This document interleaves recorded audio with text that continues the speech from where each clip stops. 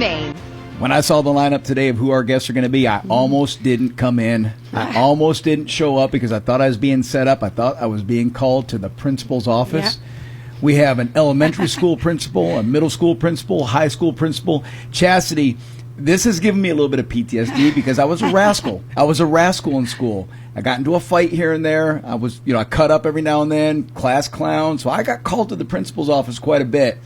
But no, in all seriousness, these are three incredible men that will be sharing their time with us, their experiences, leaders of school. I've got Brian Hobbs, who is the principal of Loganville Middle School, Lindsay Allen, the principal of Walnut Grove High School, and then the second hour, Dane Callahan, who is the principal of Monroe Elementary School, will be joining us and sharing with us what they've got going on. And this continues our journey of why Walton County has such a fantastic school system. We had some members of the school board on last week. Yes. And we got principals on this week.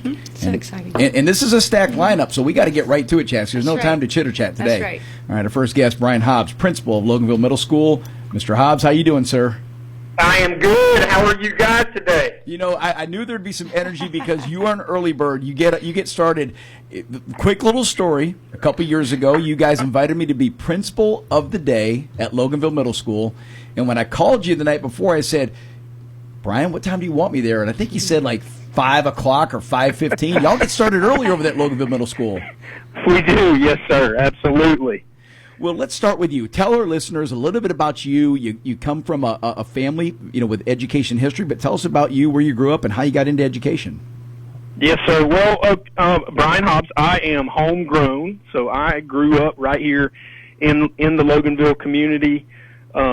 Graduated from Loganville High School in 1998. Pretty much all I wanted to do was coach and teach. My dad was an educator. My mom was an educator. My mom was an educator for almost 40 years. My grandfather was an educator.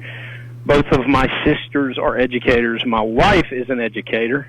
My brother-in-law is an educator. So I come from I get it honest. So I come from a long list of educators, and I have been in Walton County. This is my 23rd year in education. Started my journey into educational leadership in 2011.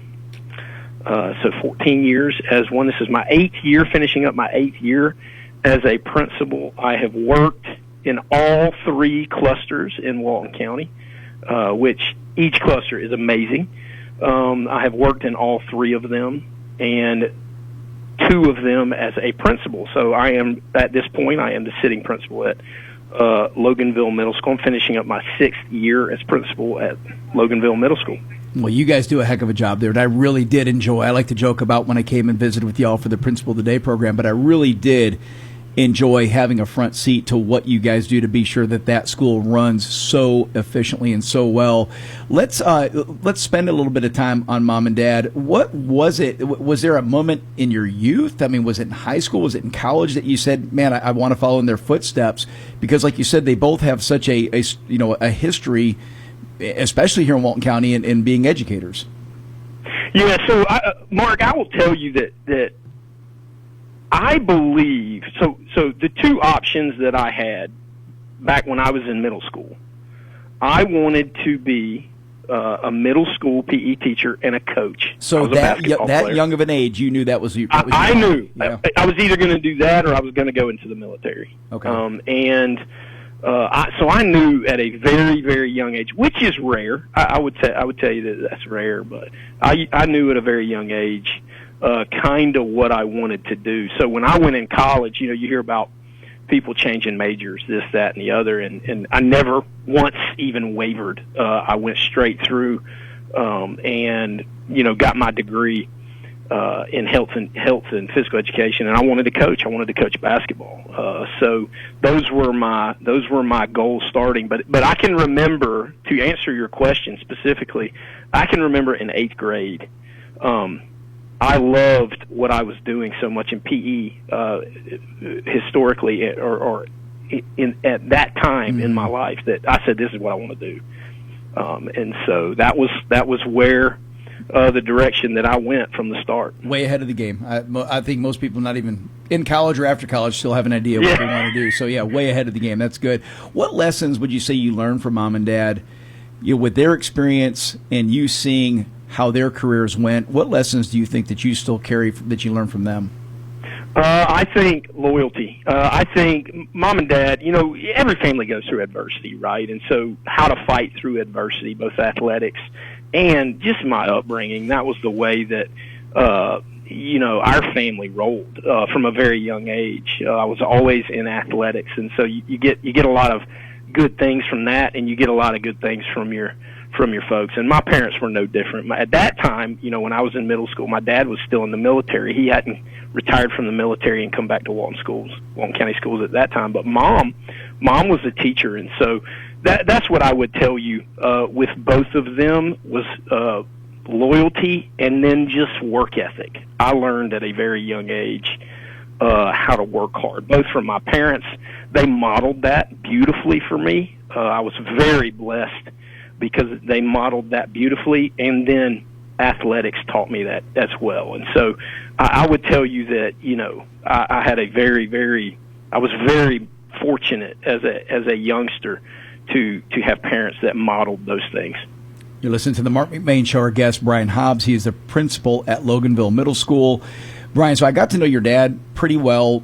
He actually took over George Walton Academy at what was somewhat of a tumultuous time for the school, and he was the absolute right person for that time. And now keep in mind, this was let's call this part 3 of his career, right? This was later. Yes. I think your dad was looking, forward to fishing and doing the fun stuff, but he stepped up. He said, "Hey, I'll do this for a couple of years," and he did an incredible job.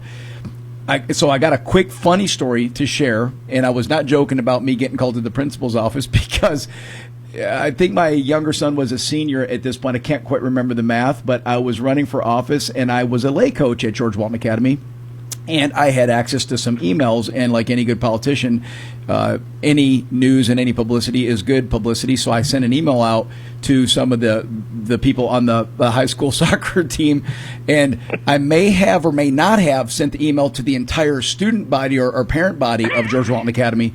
So I get a phone call, and the phone calls from the administration. They said, "Hey, Mr. Hobbs would like to visit with you." And my stomach began to quiver, because this brought back deja vu of senior high school. So I go up there and I walk into your father's office, and he's already got a big smile. And I said, "Mr. Hobbs, I know what this is about." And he says, "Mark," he says, you can't undo the email. And I said, "No, sir, I can't." He says, "But you can send out another email apologizing." I said, you mean to tell me I can send another email?" He said, "Yes." Yeah. So, but I had tremendous respect for what he did at George Walton Academy, and I'm going to call righting the ship. And so, yeah, good move from them, and it was neat to see him in action up close and personal because I'd only heard stories about him up to that point. Yeah, I will say that the man is an absolute. I mean, he's my mentor, right? Like he is my role model, and I couldn't have had a better one. I mean, I really couldn't have had a better one growing up, even to this day, right? So, very, very blessed to have him as a father and a professional role model, right? No doubt. Yeah, he in many ways, in many forms and fashions, because like you said, he's disciplined and on point with what he does. When you look at your journey so far, what part of your dad's legacy are you most proud of to carry into your career? Because obviously he didn't stop at being principal; he was superintendent of schools. So where does this take you? What are you looking for your side? So one of the things that Dad I always appreciated about Dad was he always loved kids. Like, he kept students first. It's easy in education to for the water to get muddy at times, right?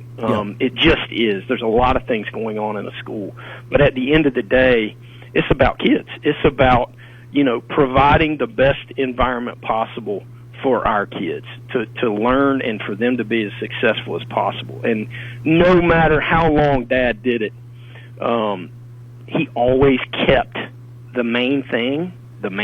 And I had a ton of respect for that. In every question that he answered, whether he was an assistant principal, a principal at the district level, or as a superintendent, the thing that Dad always asked is, he said, is this decision that I'm about to make, what's best for children.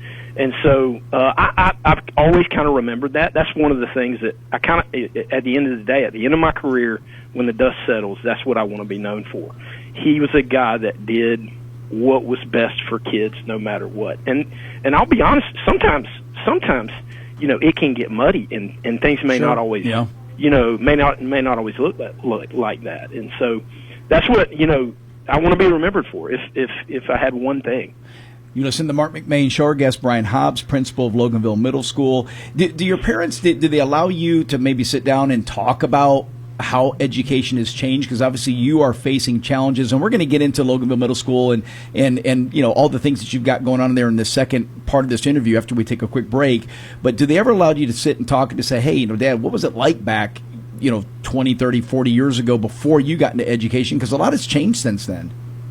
They absolutely do. We talk a lot. I mean, with as many educators in our family, a Sunday afternoon dinner or an Easter dinner or something like that tends to always, we can't help but talk shop a lot of times, if you will. So, and his father was a principal. And so, yes, absolutely. As a matter of fact, I was at their house last night, and, it always tends to go in that direction, just naturally and organically. It's not forced. It just always tends to head into, how it used to be, how it was when Dad came through or Mom came through. Mom was a 40-year educator too, and so she obviously has tons of insight there too. And so that it's pretty organic as far as that conversation going in that direction. No matter what happens, you're going to start talking shop. That's the way it goes. We just do. Yeah. And it's it's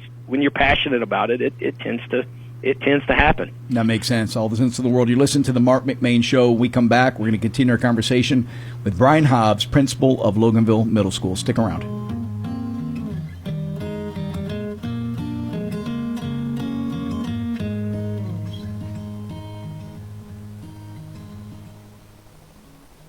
Further than Madison Car Care, they have the largest selection and you'll always get the best price. They also handle a wide range of auto repairs, from the small things like oil changes and wiper blades to the big things like suspension, parts, and radiators. They offer all kinds of accessories, from toolboxes to bed covers, side steps, and they even install those awesome ranch hand bush guards. Give them a call at 706-342-4774 or stop by at 1040 Confederate Road in Madison.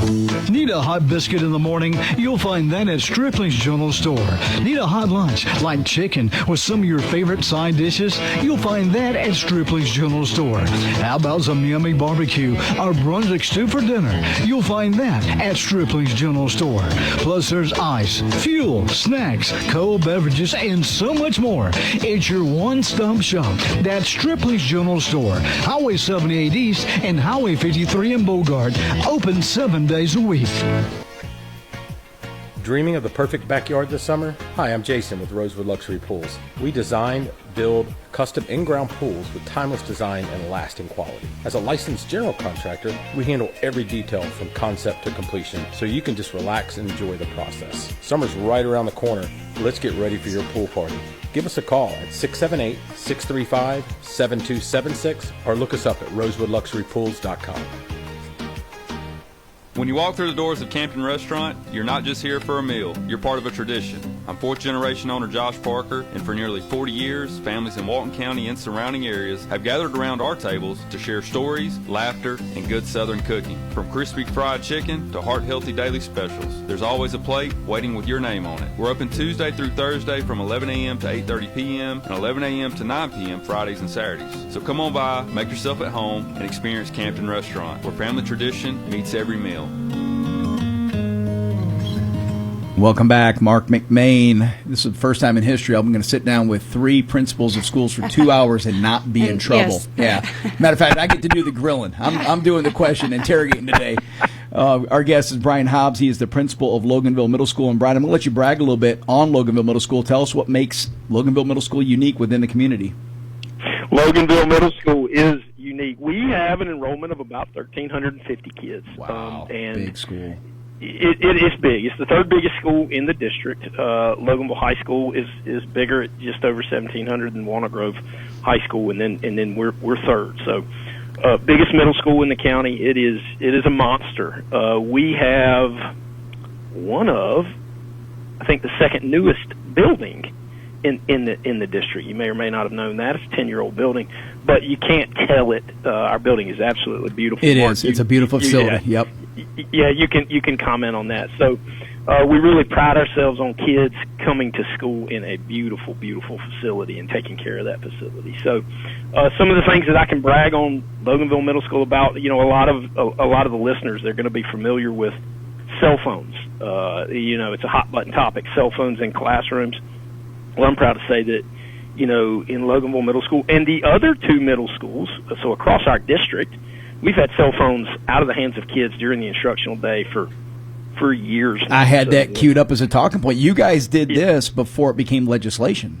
That's exactly right. And it is, the effects of that are huge. They are huge. You know what? The first thing I noticed when I came to visit y'all that day, because again, I watched in the morning. I was there with you at 5:30 in the morning, whatever time you get started. And the kids, they're pouring in the schools. They go to their lockers. They tuck away their cell phones. And at lunchtime, what I saw was a group of kids all with their eyes on each other, talking and engaging. Nobody's looking down in their lap. And that's worth $1 million right now. It is. Kiddos talking to each other. When you go in our cafeteria seats 300 students at a time. So we feed them 300 at a time, and that is what you will see. What Marc said is kiddos talking to each other. Yep. And we take a lot of pride in that. We take a ton of pride in kids sitting down and having conversations. And you see children smiling. You see children talking. And as a result, obviously, your cafeteria is a little bit louder, so that's okay. That's a good thing. That is a good Yeah. thing in today's society, and so we pride ourselves on that. And we kind of laugh when we see in the news about a school having trouble implementing some sort of a cell phone policy, because it's just another day at the office here. Yeah, I would imagine it was a little painful at first, right? Kids are, they probably got their clutches on that. They don't want to let go. But then after they do, I think we've all agreed. We've talked about it on the show ad nauseum, where it's better and the kids like it because it creates that engagement. So, and outside of that, what are some of the other challenges you face? And I'm going to kind of toot the horn of all the principals and everybody in education, whether it be from the education side, from a teacher to the admin side, to the people that are just making sure the school runs, the facility folks. This is not an easy job. When you're running a school, it's like running a corporation, right? Where you basically have P&L responsibilities. You have students that you have to take care of. You have an education curriculum you have to maintain. You've got teachers that you have to be sure are gainfully employed and they're happy with their position. And then you have parents that you got to deal with. So it's a complex position. It absolutely is. It absolutely is. And I will say, in our district, one of the things that our district really prides itself on, Superintendent Underwood, he's going to say this. I feel confident in saying this. Is he lets the principals run their buildings. That we have a lot of autonomy, and autonomy isn't something that you always find in a district our size, right? And so it's one of the best things about Walton County. They expect us to do a job, right? And yep. we work hard, and Walton County is a district where people want to work, number one, that people want to be here, and where parents want their kids to go as a whole. And so it is a great environment, and that's one of the things that I brag on with our district office staff, is that, look, they trust us to run our buildings and to make some of the best decisions that are going to move kids forward. And so that's something that we pride ourselves on here. Marc McMain, our guest, Brian Hobbs, principal, Loganville Middle School. Brian, was there something that when you took over as principal that was maybe on your radar or number one on the checklist that you wanted to either improve upon or modify or add to the school that you've executed and you're proud of your accomplishment? I can tell you that academic data trending in the right direction is always right, is always a priority, Mark, right? Like you always want to take your school and improve upon the year prior, right? Yep. Like in any goal situation, when you're moving forward, you're always looking to improve. One of the other things that, for me, for that improvement to occur, behavior has to be good, right? So you have to be able to have teachers that can teach without distraction, and you have to be able to have students that can learn without distraction. So those two things, I think, work very closely. They are closely related and go hand in hand when you're talking about moving a school forward. And so those, behavior has improved, and that's just setting very clear expectations for our students from day one. And we pride ourselves on that, and all being on the same page. A school this size, when one teacher isn't selling the same things as the rest of the staff, it can create a division. It can hurt a school culture, and I'm happy to say that we do a pretty good job of that. So, yeah, you need everybody singing from the same hymnal, and again, exactly to brag on you right. again, I got to see when I was there that day, you had a situation that it wasn't a major situation, but you had a teacher call in and say, "Hey, I've got some students that are disrupting my class." And I think you and I were actually having lunch with some of your assistant principals, and you said, "Hey, Mark, follow us and watch how this gets handled." So you walked to the room and brought the 3 kids out that were, great, just typical middle school kids. Probably was myself back when I was that age, creating some problems. Me too. And so we've all been there and done that, and you handled it like I would want my kids to have been handled. It was really impressive to watch you guys, with a firm voice and a firm message, but also it had that, that loving side to it, where you can see that you have genuine care and compassion for the kids. It wasn't just there to bust their chops. It was there to say, "Hey, look, you can't do this, and if you do it, your consequences are going to be this. But we want you to do the right thing." And it was what I got to observe wasn't just y'all's messaging and how you delivered it; it was how the kids received it. I remember the specific incident you're talking about, and it was beautiful. I mean, the kids received it beautifully. Yeah. They did. They said, Yep. "Mr. Hobbs, we're sorry. This won't happen again." And a lot of the time, Mark, that's what you get, right? Like that, and that's when you got good kids, and we do. I mean, we do. There's 1,350 of them under one roof, so you're not. There's going to be those incidents, Sure. right? Mm-hmm. We all understand that, but thankfully that more times than not, 90 to 95% of the time, they respond really well. We're thankful for that. Something big that's on everybody's mind, too. We just got a few minutes left in the interview, and I'm not going to ask this same question to all the other principals that we have on, so I can kind of have a variety of conversation. But I again, got to see it at your school. School safety, big deal. You guys have several measures in place. Walk our listeners through what's at place, Loganville Middle School, that keeps it so safe and gives that parents the peace of mind. Well, identification, there's a number of things. First of all, we talk to our kids daily, not monthly, not weekly, but daily about you don't open a door. You don't open a door for anybody that you don't recognize or that isn't wearing proper identification. There's signs on every door that say, "Go to the front office." If you come to our school, you need to go in and report through the proper channels to ensure that our students are safe. We have a number of safety things in place. Another one is that identification that you're wearing, which is a badge, it also gets you indoors. Every door on every one of our buildings should be locked at all times. We teach behind locked doors, right? Yep. And so safety is at the forefront of everything we do. Because let's be honest, if children aren't safe, they can't learn. That is one of the first things that we look at. And we reinforce, like I said, daily. I say it on the announcements, "Do not let strangers in our building." I say a number of things. That's one of them. It's a big deal. And because when you have good kids that obey adults and an adult walks up to a door, it goes against everything that it goes against their good nature to not open that door, right? So you have to reinforce that. And I'm thankful that our kids are part of that. We also we have a program where kids, if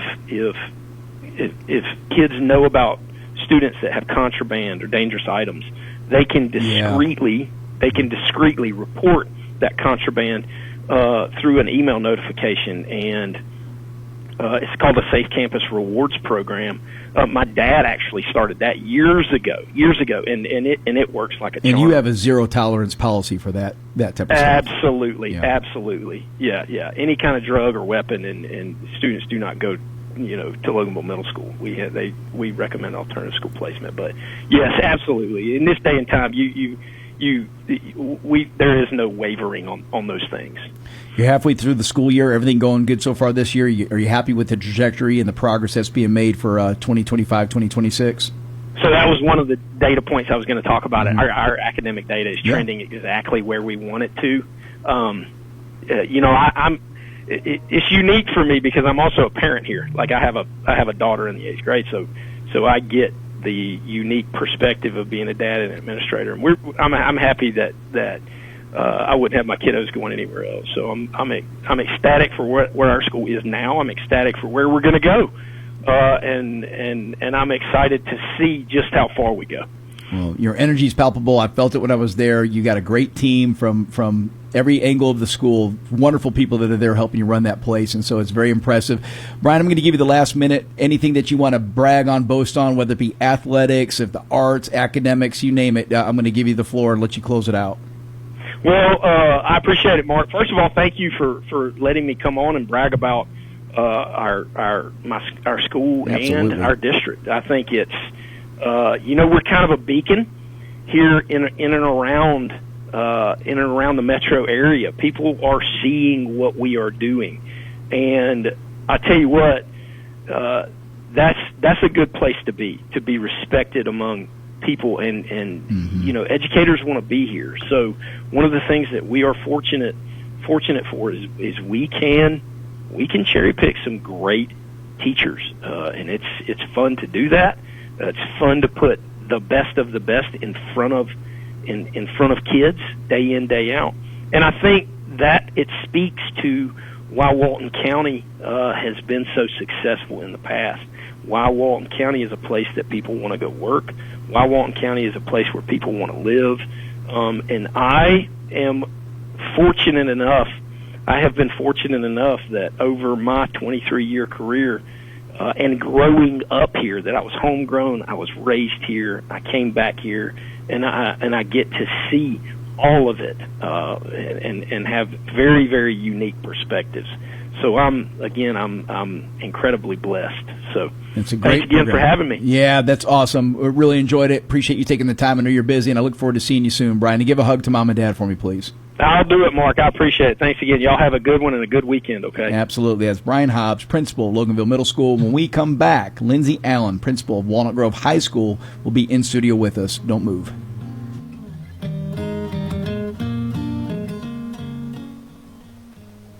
It's relative. You have your truth and I have mine. Speaking your truth means staying true to who you are. It may be how you feel, what you believe, or how you identify. Truth, by definition, means conforming to a fact. Two contradictory ideas can't both be true. One may be true, one wrong. Or both may be wrong, but they can't both be true. To say so is logical nonsense. So with all the fake news and opinions flying around, how can we know what's true? At Jesus' trial, Pilate cynically asked, "What is truth?" And Jesus said, "I am the way, the truth, and the life." He's not claiming to be one truth, but the truth. Soon after Jesus spoke these words, he rose from the dead. That's enough to convince me that Jesus tells the truth. This is Bryant Wright, speaking right from my heart. To subscribe to Devotions, visit rightfromtheheart.org. Youngblood Tractor in Madison is proud to be your local Massey Ferguson dealer. Massey Ferguson has been building straightforward, dependable, and affordable tractors and farm equipment for 175 years. Massey Ferguson right now has the best lineup in their 175-year history, and there has never been a better time to upgrade to a Massey Ferguson tractor. Youngblood Tractor carries the complete lineup of Massey Ferguson tractors, ranging from the 22.5 horsepower subcompact all the way up to the 130 horsepower mid-range utility tractor. And with one of the largest trailer inventories in the state, you'll always have a way to get it home. Youngblood Tractor also carries the complete lineup of hay equipment, including the legendary Massey Ferguson 1840 square baler, as well as implements like rotary cutters, batwing cutters, box blades, grapples, pallet forks, and more. There are great financing promotions to take advantage of, so give us a call today at 706-342-2242.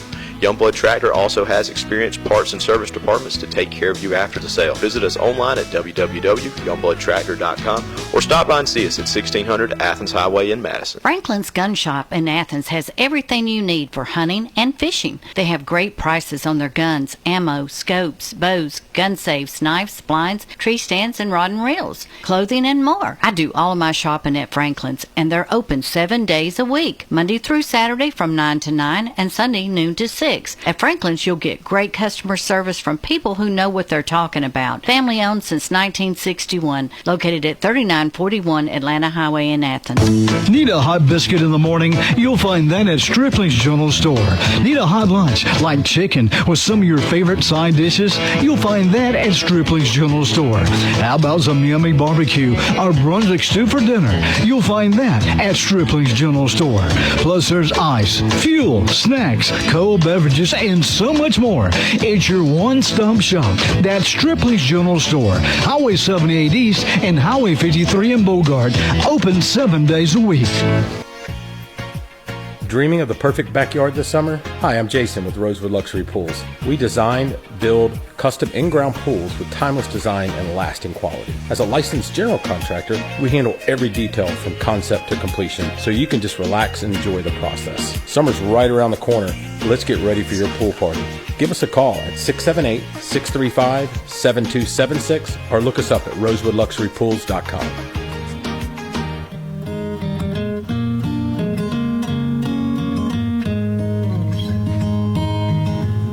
Welcome back, Marc McMain, as we continue our journey through Walton County school system. Last week we had the school board members on. This week we have 3 principals.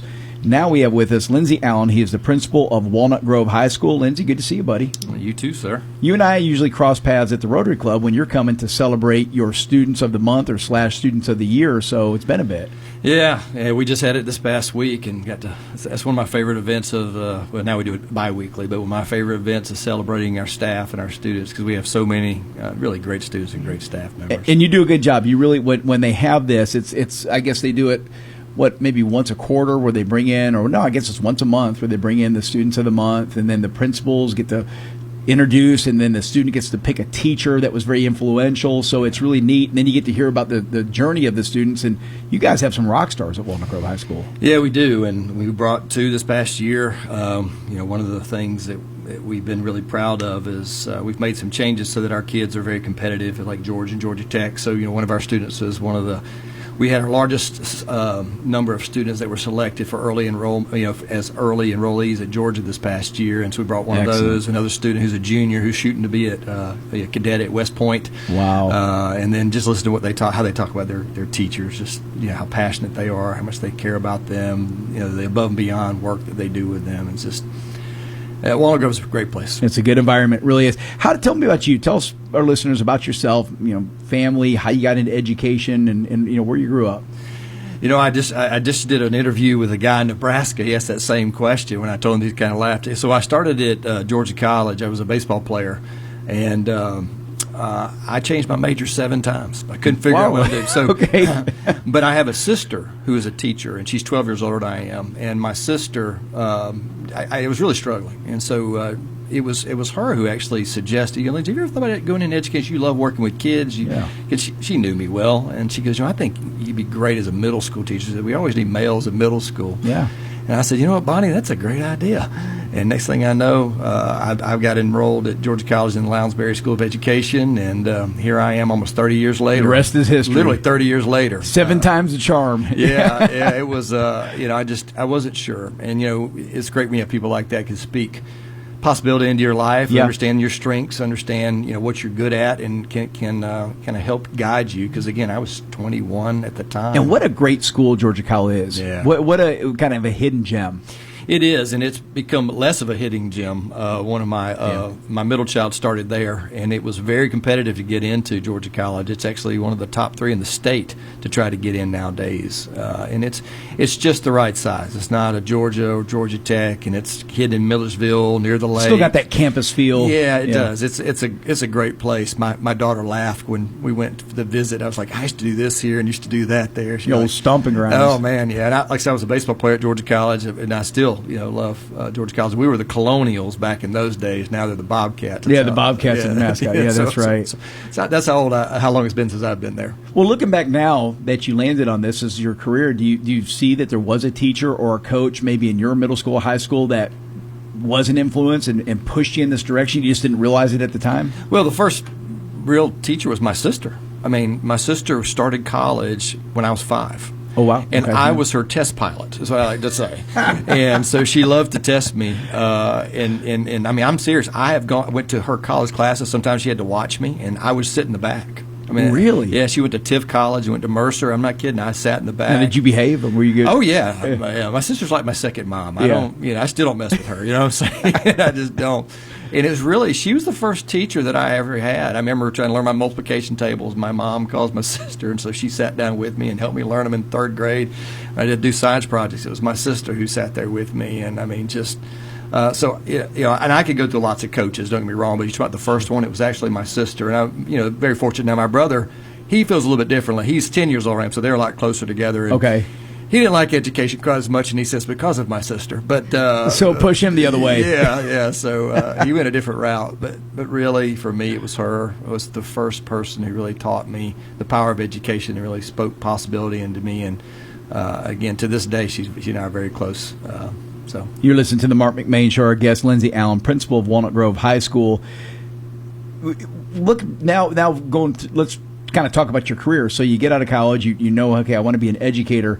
Tell us about that path. I mean, was it when you first got in, it was like, hey, this is what I thought it would be, or was there some struggles? I mean, how did you find your groove to ultimately become principal? Well, wow, that's a long story. So I was hired actually in 1998 at Lanier Middle School in Gwinnett County. That was your first teaching job? And guess where my sister taught? Lanier Middle School in Gwinnett County Public Schools. Now, was she still there? She was still there, yeah. So I spent, I spent 4 years there. No, 6 years there. We actually ended up teaching together. That had to be cool. Yeah, it was very cool. We were on the same. We were both middle school teachers, so we ended up teaching together. But I was hired by Dr. Richard Holland, who ended up being my principal for 15 years. And I had never actually planned to leave the classroom. I mean, I enjoyed teaching. I was an algebra teacher. I enjoyed it. It was a conversation. I mean, I remember to this day, it was 2007 in the 6th grade hallway on the way to Connections. We had just dropped off the kids, and I'm standing with a group of teachers. Dr. Holland came over, and we were just talking. And next thing I know, they kind of walk off, and he and I are still talking. And he said, Lindsey, have you ever thought about getting into administration? And I said, why would I want to do that? So you're 10 years into your career at this point. Yeah. And I was like, I don't think. I said, I enjoy leading my classroom. And then he asked a question that really changed my paradigm. He said, Lindsey, why did you get into education? And I said, because I want to influence as many kids as possible. He goes, so let me help you understand something. He goes, as a classroom teacher, you only have the opportunity to influence the kids that you work with. He goes, but if you become an administrator, you now can influence every student in the building. And knowing my own personal mission statement, which is to positively impact people by helping them with their thinking, development, direction, it just made it real simple for me. Yeah. And then I had another event about 2 months later. I almost died from a blood clot. Oh my Lord. Yeah, and I realized that I wasn't promised tomorrow. Was this an event that took place at school? Were you working? Actually, it happened. It actually was the nurse at school who died, who said, Lindsey, I think you need to go to the emergency room now. And I did, and I had a blood clot in my leg. And I had an uncle who had just passed away a few years before that for the same thing. No way. And those two events really propelled me. And so I realized, okay, if this is my mission statement, this makes sense to be going into administration. Making that transition, yeah. And then also understanding that I'm not promised tomorrow. Sure. That if I'm going to do this, I need to start. And Dr. Holland was gracious enough to recommend me for leadership development through University of Georgia and Gwinnett County. Had just started partnering together. They realized we were going to have this huge drop-off. And so I was in the first class to get what they call an L5. They don't even exist anymore, but it was basically an add-on to your master's degree so you could get leadership certification. And so I started that. And is that required then to become a vice principal or assistant principal or a principal? So the PSC changes all the time. I mean, it's through the now. I've been in administration now for 18 years. The iteration has changed so many times. At one point, it was, you had to get the job, and then you could get into a leadership development program, and then sometimes it was you need to get this before you can get in. I mean, it has changed, and it'll change again. Constantly vacillating. It is. Yeah. It is. That's a great way of saying it. Marc McMain Show, Lindsay Allen, principal, Walnut Grove High School. What keeps you motivated? Because again, like I was talking to Brian earlier, this is a challenging position, right? When you're at the helm, it's kind of like running a very large company. And you've got a lot of moving parts. You have financial responsibilities. You've got admin. You've got students. You've got parents. You've got athletics. All these things that a school are involved in. How do you deal with the challenges, and how do you stay, on top of your game? Well, it goes back to, you need to know what your mission statement is. What is my personal mission statement? Is to make a positive influence on people by influencing their thinking, development, or direction. So it's real simple for me. It's a mission. But what I noticed, this is a common thread with the principals that I've met in person, which there's many, but let's speak just particular, you, Dane, Brian in particular. You guys are never satisfied with status quo. No. You're never going through the motions. Yeah, it's got to be about continuous improvement. Yeah. And I think that comes from, some of that's my training, and some, I've been fortunate to work with some really, really talented educators, from the National Superintendent of the Year and Dr. Curtis Jones in Bibb County to Dr. Holland in Gwinnett. I could go through the list of people who have nationally renowned leaders, and they were never satisfied. And they always pushed you to be better. And, as soon as you stop pushing, you become complacent, which means you're going backwards. And so in education, you have to keep moving. It's like right now, I was literally talking to a friend on the way here. He was talking about AI in schools. I mean, think about that. Yeah.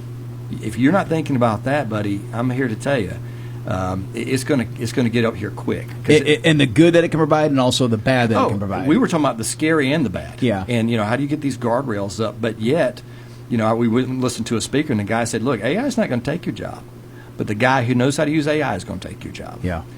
Okay, well, that's scary. My job is like my belief is a high school. And I know we talk about test scores and all, but my job is to prepare kids for post-secondary, I say enrolled enlistment or employment. Yeah. That's my job. Right. And if they walk across that stage, shake my hand, if they don't know if they're going to be enrolled, enlisted, or employed, I have failed them. Because they go down that stage, where are they going? Yeah. They need to have an idea of direction. You want to be sure you prepared them for that next step. Yeah. And all three things I just said to you, AI is going to be involved in that. No doubt. I mean, it is. And so. Yeah, and like I said, it's not all bad. There's some benefits. There's some good that comes with it, but it's how do you harness it? It is. And there's some really good things out there, and there's some really, really scary things. That's right. I agree with that completely. Marc McMain Show, our guest, Lindsay Allen, Walnut Grove High School, Principal, Walnut Grove High School. We're going to take a quick little break. We're going to come right back, and we're going to start bragging about the school itself. Don't go anywhere.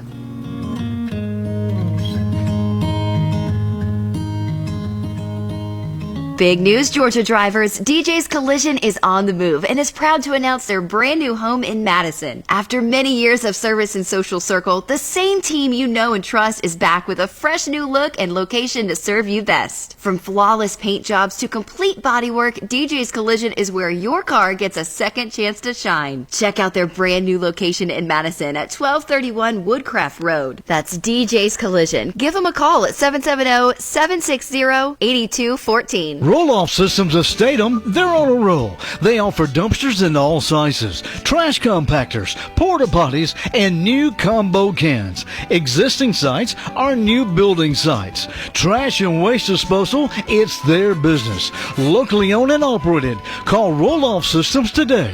770-725-ROLL. That's 770-725-ROLL. Or go to rolloffsystems.com.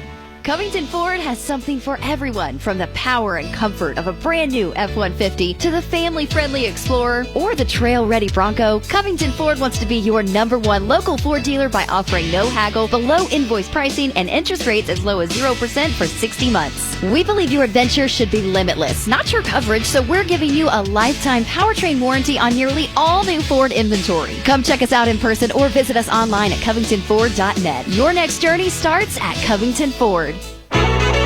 Keep your vehicle looking and running like new with help from the Wow Express in Monroe, offering a state-of-the-art drive-through vehicle car wash that includes free vacuums, window cleaner, and so much more. Be sure to check out their unlimited wash club that saves you money. Open 7 days a week at 911 North Broad Street in Monroe and their second location at 242 North Broad Street in Winder. To learn more, go to wowwashandlube.com. Welcome back. Marc McMain, our guest, Lindsay Allen, principal of Walnut Grove High School. Lindsay, I'm going to give you a chance. Let's kind of swing the gates open here, let you brag a little bit about Walnut Grove High School. I have visited you there before. Matter of fact, I came in and I did a financial literacy course there with some of your students. It was very rewarding for me because the engagement that I've got from there were probably 11th graders and 12th graders I was speaking to. Right. Sometimes, when you go and you speak to a group of young people, they can kind of doze off on you if you don't bring your A game, right? You got to keep their attention. But you could tell they were fully engaged to know what's next for them financially after high school. Yeah, well, they're closer to the finish line. Yeah, and so right. Their sense of urgency is a little bit different than maybe an 8th grader, I would say that. I always thank you for doing that. I think it was you and Stuart both who came. If I remember Stuart correctly. and Lee Garrett, yeah. That's exactly right. And we certainly appreciate that. And, what's funny, that's one of those things in education I wish we spent more time on because it's something we do every day, which is deal with financial literacy and understanding of finances. And so many of our kids don't have those tools to be successful and to, instead of living paycheck to paycheck and understanding, saving and interest rates and mortgages and cars. A lot of stuff to think of. How many of them run out and buy cars and understand it's a depreciating asset and, and that it's just losing value, or don't understand the stock market and its value and how much you can add each year. We don't do enough of that. I mean, if you were to ask me what can we fix in education, that'd be it. I agree. So it's interesting because the governor issued I think they signed a bill into law a couple years ago that made it part of the curriculum. But when I looked at what it was just, I don't even want to say it was the tip of the iceberg. It was a chip of the iceberg, right? It was just a tiny slice. And yes, there's so many important things to be taught, especially at the high school level as it pertains to prepare you for college. But that's what I say is, what good is it is if you go and you're prepared and you're smart, but you don't know how to manage your money and you're broke. Yeah, you know how many doctors go out of business? Yeah. I mean, I can go on professions that are really, really intelligent people, but they don't know how to manage the day-to-day work. That's right. I know my wife worked for one, and he's no longer in business because he could not manage. He was good at being a doctor, but he had no idea how to handle the financial side. Yeah. But you guys, a high school, I just look at it, the complexities, because you have your academic side that you guys have to stay on top of. You have your athletic side. You have your arts. There's so many things that are important to people when they're sending their kids to high school. How do you manage all that? And brag on it a little bit. Tell us how you're doing over there. Well, I think what people are looking for, people have asked me this question, it's kind of like this value propositions, if you understand value propositions. Like, why do I go to Chick-fil-A versus another place? They all sell chicken, but I go because there's a culture at Chick-fil-A that I want to spend my money. Yep. And so I feel the same way about Walnut Grove. I go, every school has great teachers. I mean, that's just the truth. Every school has great teachers. I said, but what makes us different? What makes people want to come to our drive-through? Yeah. That's the question I asked them. So, the things that we have evolved over, and I'll have to give some thanks to Dr. Franklin, who actually hired me, former superintendent. He was able to kind of say, hey, Lindsay, here's some things I want you to improve in. So one of the things that makes us unique is our AP offerings. When I got to Walnut Grove in 2020, yes, in the middle of 2020, we had 5. Tough time. Yeah, we had 5 AP offerings. We now offer 18 classes. Wow. Okay. And to me, there was an equity issue. Number one, Dr. Franklin wanted me to fix it. I don't think he went to this level, but we're at a place now. What I was finding in our community, and again, I spent a lot of time listening to our community members, and I have talked to over 100 community members. So that's where the vision came from. Everything came from listening. What does the community want? That's what a good principal does, is they figure out what does the community want for their children, and then how do you craft that vision to get them there. And what I kept hearing was, we want our kids to be competitive and get to some of these more competitive schools like Georgia Tech. We weren't having a lot of kids going there. You know why? Because the average Georgia student, freshman, is having 10+ AP courses on their transcript. I mean, they're this one SAT scores. Well, we could do the SAT scores, but when it came to comparing transcripts, we couldn't get our kids to look good enough. You need to build that resume. Yeah, because right. That's a school that everybody in the world wants to go to. Yeah, not just Georgia. Right. And then how they decide by area, we had to make them competitive. So So going from that, and just this past year, and the new awards will come out in February, but last year you can win 8 awards from the Georgia DOE. We won 5 of the 8. We're not even eligible for 2 of them. Wow. And before that, we never won more Impressive. than 3. That's great. This year, we think we're going to win all 6 of the 8. You that we're guys have to be eligible for. proud of that. Well, we are. Yeah. And that again, started with Dr. Franklin saying, this is what I need you to improve. Then listening to the community. And then I hired a tremendous assistant principal named Ms.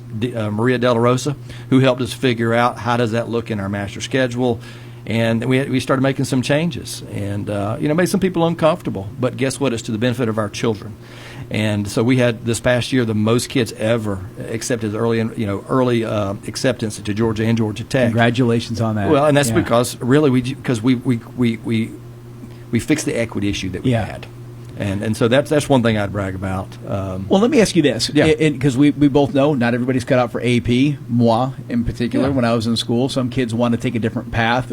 Have you seen, is there a shift, and do you have the flexibility to make this shift to have more of what I'm going to call shop class or a different career path for maybe kids who want to work with their hands and not take the AP course? So, again, the vision is we want students to have a meaningful school experience, to graduate on time, and leave enrolled, enlisted, or employed. Yep. All right? So when you look at those who want to go straight into employment, so that's exactly right. So one of the things you'll notice, the number one job in our state is construction. Yeah. Guess what we started last year? No way. Construction. That is awesome. Yeah, so we have a construction lab, and so we're developing those students, when it comes to carpentry skills, to electrical skills, masonry skills, so we're doing that already. We're also doing a careers class, so our students, several of our students are going to walk out with OSHA 10 certification, which immediately moves them up in the tiers of who's going to hire them, because you're hireable right out of high school. Exactly, with real credentials. Yeah. That's the real credentials. Then we have an engineering department next door that's doing a lot of great work as well. And then we also have our ECE program, which is for education. We have a massive work-based learning program. I can't remember. It's 230 to 240 kids that are working and earning high school credits. So that means that would they leave at lunchtime and then go actually work for a company? You got so it. Part of their school. I did that when I found out that they offered that at my high school. I thought I won the lottery. It's like, you mean I can get out early? Yeah. And go make money. And go make money. So it's almost like an apprenticeship program. It is, in some ways. So we've got I can't tell you. Caterpillar comes by all the time. ER Snell comes by. Facebook comes by. The sheriff department comes by. These people are recruiting our kids because Walnut Grove High School produces some great students. And they are coming, beating the doors down, trying to find employees, kids who want to go straight in. And a lot of these places are offering not only a job, but, hey, we'll pay for your school. And check this out, too, Lindsay. Every place that you just listed isn't just a place that they can land a job out of high school. These are places you can retire from. Yes. And guess where they are? Right here in Walton County or right in the surrounding area. Not an hour commute into the city. And they're right here. So, again, and I can't tell you, like enlistment, I can't tell you how many of our kids this year have already looked at moving into the armed forces. Literally, the Navy was there yesterday, and I laughed and said, "Look, y'all are way behind. The Marines have been here every day, and the Army is here. And they're having meetings with kids. We had the highest number of kids who did really well in the ASVAB. We had a young lady who made a 97 on the ASVAB. Okay, wow. She can do anything she wants to do. Yeah. And so she's going to the Georgia National Guard. So they are beating our doors down, and it's about developing those kind of kids, but also having our kids have some direction. Again, enrolled, enlisted, or employed. Our job is to give them that meaningful school experience so they can find those places. Marc McMain, our guest, Lindsay Allen, principal, Walnut Grove High School. I love it.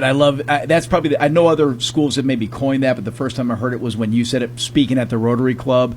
And just like you said, it's some of the when we recognize the high school student of the month, you've had many that came in. One young man I remember was a West Point bound young man, and I think you said you had somebody now that's going to West Point. Right. We've had VMI, we've had quite a few. That's got to be a real feather in y'all's cap. That's a big deal, and it's near and dear to my heart. My older son is a Naval Academy graduate.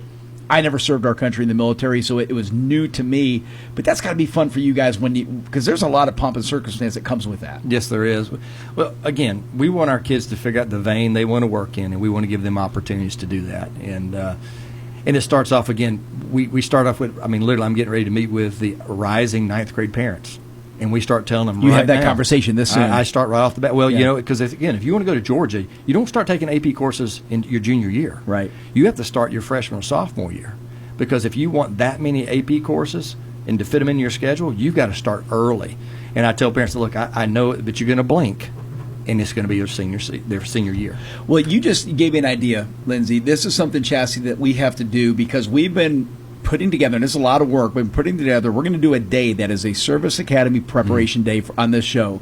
So we're going to bring in some experts that can talk about it and graduates that have gone to the various service academies to talk about just what you said. It applies the same thing to the service academy. You can't wait till your senior year and say, you know what, I'd like to go to Annapolis. Doesn't work that way. No, it does not. You better start thinking about it really maybe 8th, 9th, 10th grade, so right when they get into your school. And so what we're going to do is when we get this schedule, and I'm going to reach out to all the high schools in our area and be sure that they can at least be aware of it. Now, granted, we're from noon to 2, but they can podcast this show later, and we're going to try to arm them with some equipment and some details to be prepared. Because it's just like you said, if you decide you want to go to UGA, you got to start thinking way ahead of the game. You do, and that's where we start telling parents again right now, rising 9th grade parents, because they're just worried about 9th grade. Yeah. And I'm like, guys, you got to start thinking. You got to begin with the end in mind, and we start coaching them up on that. And a lot of them haven't thought about that. They haven't thought about that. Outside of the academics, let's talk about athletics and arts. Tell me about some other accolades that y'all have and what's going on in that side of the world. Well, just recently we had our best finish ever in state duels. We finished 3rd in the state, and Coach Van Stone and Coach Matthews. We actually have a Dave Matthews, if you're a Dave Matthews Not a musician, fan. though, right? Not the musician. But Coach Matthews and Coach Van Stone coached these guys up, and they beat the defending state champions. They went 5-1 the dual tournament and finished 3rd in the state. We've never finished that high, and just so proud of that program. And I mean the perseverance of those kids. And I'm going to tell you, it's my people who sacrifice. It's wrestlers. Yeah, I mean they sacrifice. Toughest sport you'll ever participate in. Oh man, I mean, and you believe it or not, a lot of those guys end up going to the military because they are just tough. I made both my boys. They both had to wrestle 1 year in school, and I said it's the hardest thing you ever do. I don't care if you quit after 1 year, but you got to do it 1 year. And that's right. The discipline you have to have, eating discipline. I mean, you have to manage yourself well, and then just the work you put in. Much less say you got to wear a bikini in front of 300 people and go to war with some other dude. A singlet of all things. Yeah, I know. You're exactly right. So that's one that's happened really recently. We started off in football. We started off 5-0 for the first time ever. We beat Monroe and Loganville. That was a big upset. That was a big deal for us. We won the Fox 5 game of the week, which was a big deal, first time ever for us. So we had a lot of firsts this year, and we didn't finish quite as well as we did. Unfortunately, we had some injuries that kind of hit us, and that happens. But I was really proud of Coach Andrews, proud of our kids, great attitudes, and I think we're moving right in the right direction across the board. We're getting ready for spring sports, and we're finishing in winter sports. It's soccer is right around the corner. Yeah. And our program last year made it to the Elite Eight. We'd never done that before. Wow. I think it was girls and boys. We'd never done that before. I hosted home games. That was never done that before. So we've had a ton of firsts. We've had some state champions in wrestling. We've had some in literary, which we've never had that before. So we've had a lot of firsts the past 6 years. Really, really proud of Walnut Well, it's Grove. impressive what you and your team have done. And when I say team, I know it's everybody. It's everybody from the facility people to the educators to the the admin and the leadership. So it's impressive. And Lindsay, I'm going to give you the last minute. Anything else that you want to close with, share with our listeners, and brags? Anything else you want to include? Go ahead. The floor is yours. Well, I would just say I just want to brag on my staff. This last year I was named Georgia Principal of the Year. Congratulations. And I do that, and I say that because really, if you don't have a staff in a community that's behind you, you never get that opportunity. So it's really an embarrassing title because I want to give every staff member and community member it because you don't get that award unless you're getting results in your school, and that means I don't teach day to day. My teachers do. My job is to create the conditions for school to happen. It's to give them a vision and try to help them get better. And for them to buy into that vision, like I said, meaningful school experience, graduate on time, leave enrolled, enlisted, employed. It's in our woodwork now. Yeah. And they know. And to quote Nick Saban, the standard's the standard for Walnut Grove nowadays, and that hasn't changed, and that's not going to change. And I'm just very grateful to our staff who buys into that. I mean, they talk the talk and they walk the walk. And you can hear our students. Ask them. They'll hear you. Enrolled, enlisted, or employed. That's because not just because they hear it from me, but they hear it from all our staff members. So really, it's just I can't tell you how awesome the staff at Walnut Grove is. And, I appreciate everything that you guys are doing, and keep up the good work. And I look forward to whenever I can make it back to the Rotary Club, seeing that celebration of the Students of the Month, Students of the Year, because it is a neat thing. It's really impressive to recognize those that are going above and beyond. Yes, sir. Well, I appreciate you. Lindsay Allen, principal, Walnut Grove High School. Take a quick break. We come back. We have Dane Callahan. He is the principal of Monroe Elementary School. Hold tight.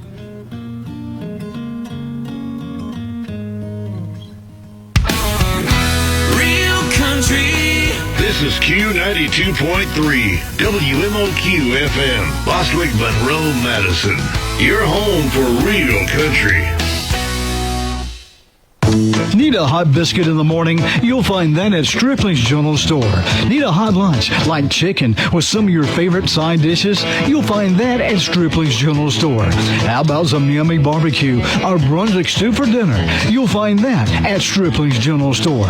Plus there's ice, fuel, snacks, cold beverages, and so much more. It's your one-stop shop. That's Stripling's General Store. Highway 78 East and Highway 53 in Bogart. Open 7 days a week.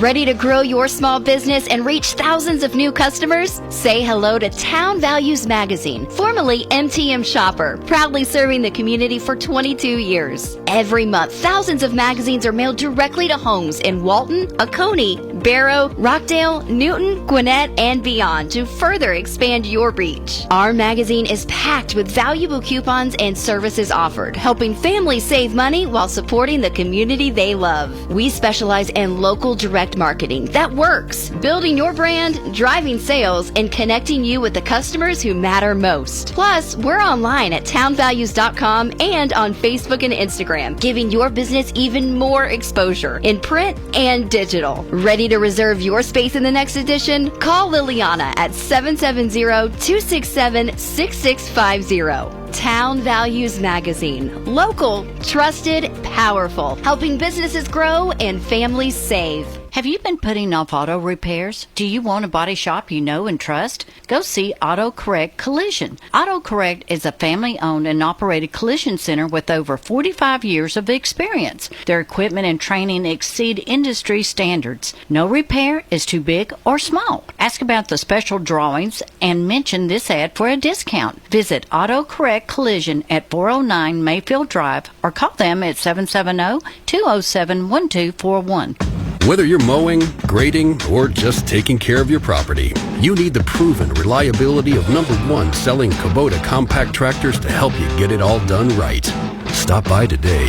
Right now, bring home select Kubota equipment with 0% financing available or save up to $3,250. Now through February 28th. See us or go to KubotaUSA.com for full disclaimer. Your local Kubota dealer is Hayes Tractor, located at 545 Highway 11 in Social Circle. Online at HayesTractor.com. Are you looking for new tires? Well, look no further than Madison Car Care. They have the largest selection and you'll always get the best price. They also handle a wide range of auto repairs, from the small things like oil changes and wiper blades to the big things like suspension, parts, and radiators. They offer all kinds of accessories, from toolboxes to bed covers, side steps, and they even install those awesome ranch hand bush guards. Give them a call at 706-342-4774 or stop by at 1040 Confederate Road in Madison. And welcome back, Marc McMain Show. Our next guest, Dane Callahan, is the principal of Monroe Elementary School. If we would have stayed in order, we would have done this one first. We would have gone elementary school, middle school, high school, but we kind of went backwards, but it's going to work out great because this is going to be the best interview of the day. It's best for last. Yeah, that's it. Save the best for last. I like that mentality. Dane, we're going to do the same thing with you. Tell us a little bit about your background and what was your journey like to get into education? It was a journey. So I grew up here in Good Hope. My parents kind of set the foundation for everything that my brother and I do. They were both in education. They led by example. They're probably the most selfless people that I know. Everything they do, and they walk that life. What did they do? What was their career? My mom was a elementary teacher, taught special ed, taught K-5, anywhere in there, any point of the year. And then my dad was also a special ed teacher and went on to work at all levels. He worked at the State Department level, worked as a high school principal, middle school principal, elementary principal. Pretty much you name it, he's done it. But they were both heavily involved in education. Similar situation like with Brian, where he has one of his children that actually Loganville Middle School. Did you ever have them as a teacher or part of the staff where you were at? No, but I was terrified that it would happen. I was going to say, that would be an odd experience, right? No, I didn't want to ride into Carver Middle School in a Volkswagen Beetle with my dad as the principal. That's just not a visual I wanted. Middle school, I don't want to know you. Yeah, right. We're too cool for that at that correct, age. Right. Yeah. No matter who dad is, we don't want to be seen. Correct. It's all part of it. What about your inspiration? So did it come from parents then? Was that the deal? It's like, hey, I see what mom and dad are doing, and I see the satisfaction of bringing to their lives, and I want to be a part of this. Or at what point did you realize you want to be an educator? Ironically, I didn't want to go in education. I swore I'd never go in education because I saw the work that they had to do day in and day out. My mom bringing home papers during the weekend, the trunk stuffed full of papers, her grading, or my dad going to conferences or these events. Now, don't get me wrong, the events like the beach trips, the conferences, we get to go to the beach, but he has to go to a meeting. Those are fine. Those are fun. Yeah. But just seeing that, and so I really didn't know. In high school, I didn't know what I wanted to do. I wanted to be a chef. I wanted to join the military. I wanted to do this, do that. So I didn't really have a direction. But I really didn't think I was going to go into education. But there were some things along the way that kind of shifted. Yeah, just nudged you back towards that. Right. Yeah.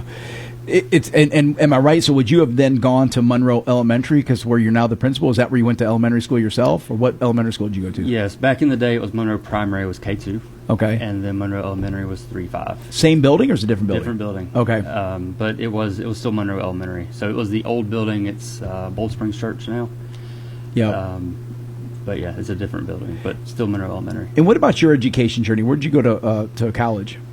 So I went to Presbyterian College in Clinton, South Carolina, which was about the size of Monroe. Yeah, yeah. They've got a little more now, but there's not a whole lot there. And largely I went there. My cousin went there, and so I would go visit on the weekends, and I just liked the feel. It was the small town feel, very similar to Monroe, close knit community, and I liked that. And I also wanted to experience life outside of Walton County. Like I needed to go and meet new people and do new things, and so it was far enough away from home where I could do that. But if I need to come home, it's 2.5 hours away. I can come home. Close enough to get some mama's home cooking. Correct. Exactly right. Get your clothes cleaned. That's right. That's right. You listen to the Marc McMain Show. Our guest, Dane Callahan, principal, Monroe Elementary School. So when obviously they don't offer, I doubt they offer a master's degree. Did you have to get your master's someplace else then?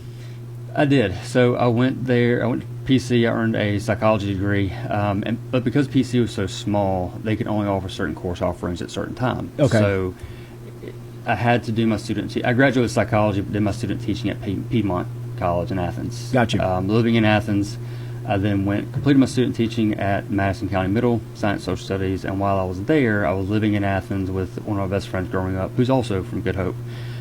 He's a DJ Bennett. He's an AP in Barrow County, and he was in the counseling program ahead of me at Georgia.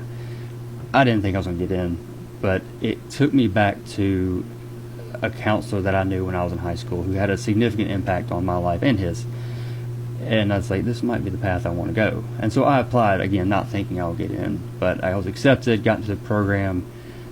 In that program, I did an internship at Walnut Grove High School, actually. Okay. And so the AP at Walnut Grove High School at that time was also my AP at Monroe area. She ended up hiring me to be the counselor at Walnut Grove High School. So that was your entry was in the counseling side? It was, yes. Yeah, okay. Yeah. That had to be an experience. It was. Just going straight from student teaching straight into counseling, especially at the high school level, because, as Ms. Allen said, the stakes are higher.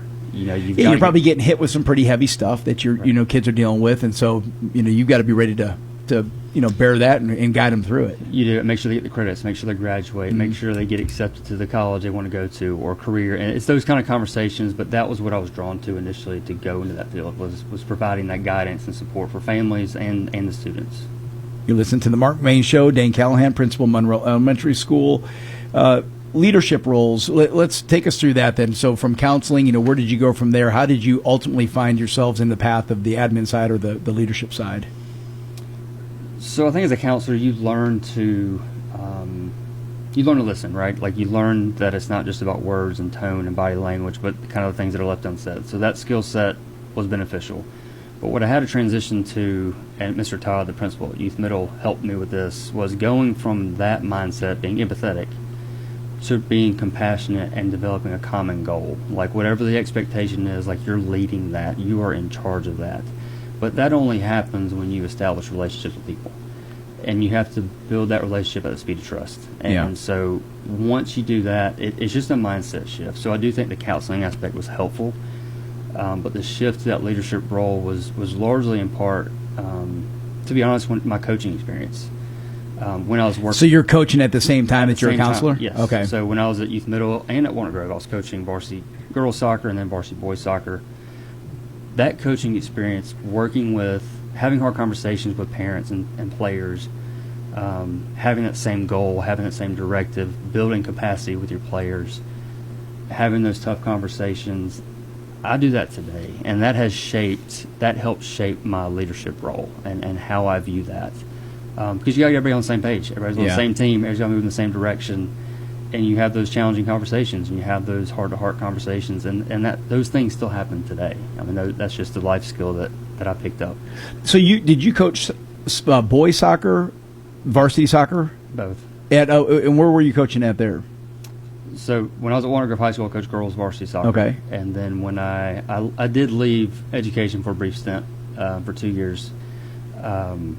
I worked at Edward Jones for 2 years, and I was 28, 27, and at the time I felt like it fit my role with financial literacy and just I felt there was a need there and wanting to coach and counsel people. And then I learned real quick that it's a lot of sales. Yeah, And the cool part about getting them into the room and having a plan and planning their route, that's the icing on the cake. Right. You got to get them there. You got a lot of cold calls to get them to that point. It was, but I will say that experience was invaluable.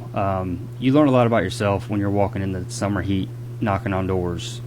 Cops are getting called for soliciting. Dogs are chasing you. People are answering the doors with weapons in their hands. You're like, I'm going to get back into education. A lot more fun. But it was an invaluable. It helped build my confidence as a person, and I really think it contributed to my ability to be able to lead people. Yeah. So then when I did come back in education, the coaching aspect and the leading part, it was a little easier.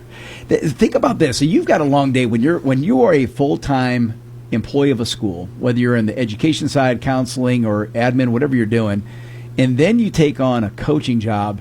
Your day never ends. It doesn't. No. I mean, you guys get started early, like we talked about earlier, and then some of these practices go till 6, 7, 8 at night. Practices and games. And then games, right? And depending on how your region's set up, that year we were playing schools in Lumpkin County. We're going to Gainesville. We're going, and you're not getting home until after midnight.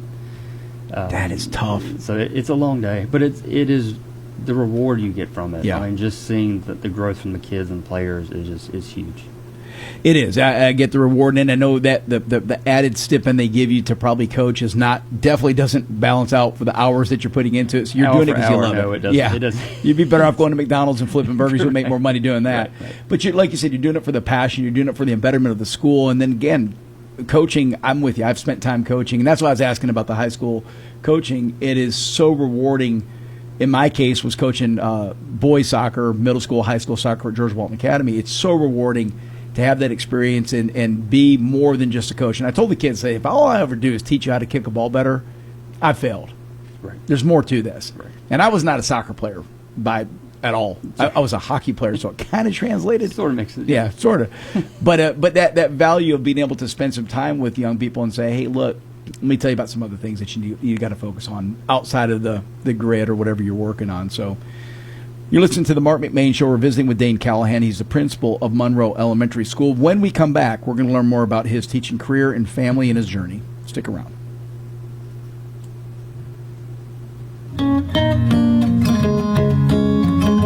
Looking for that perfect piece of jewelry designed just for you? At P&A Jewelers, family owned since 1976, we've been helping our customers shine for nearly 50 years. Now proudly run by second-generation brother and sister team, we specialize in custom jewelry design, expert repair work, and fine jewelry for every occasion. Visit P&A Jewelers, where family tradition sparkles. Located in Loganville beside Quick Trip, or online at shoppajewelers.com. Follow us on Facebook to see what's new. Are you considering selling your house or land, or perhaps finding your dream home? Call Stacy McCullers, your trusted real estate expert with 12 years of experience and a lifelong connection to Walton County. Stacy is here to help you every step of the way. Whether you're buying or selling, she's available anytime to make your real estate journey smooth and successful. Don't wait. Call today, 678-859-6336. A member of Malcolm & Malcolm Realty Professionals, Stacy McCullers, your realtor for life. life. When it comes to tasty treats, the only place you need to be is Stone Mountain Pecan Company. Offering high-quality Georgia pecans, other nuts, dried fruits, coffees, and candies, Stone Mountain Pecan has it all. And the best part, it's all online at stonemountainpecan.com. Or take it all in person and visit their country store on Highway 78 in Monroe. Stone Mountain Pecan Company. Something for everyone. Eat well, be happy. Hey, this is attorney Bart Bitton with Bitton & Bitton. I live and work right here in Monroe, Georgia, and I am proud to serve this area. If you've been hurt in a car accident, you don't need some out-of-town lawyer that treats you like a number. You deserve a local lawyer you can trust, someone who lives here, works here, and takes care of people. So remember this, if you're ever in a car accident, be smart, call Bart. Bitton & Bitton, local lawyers you can trust.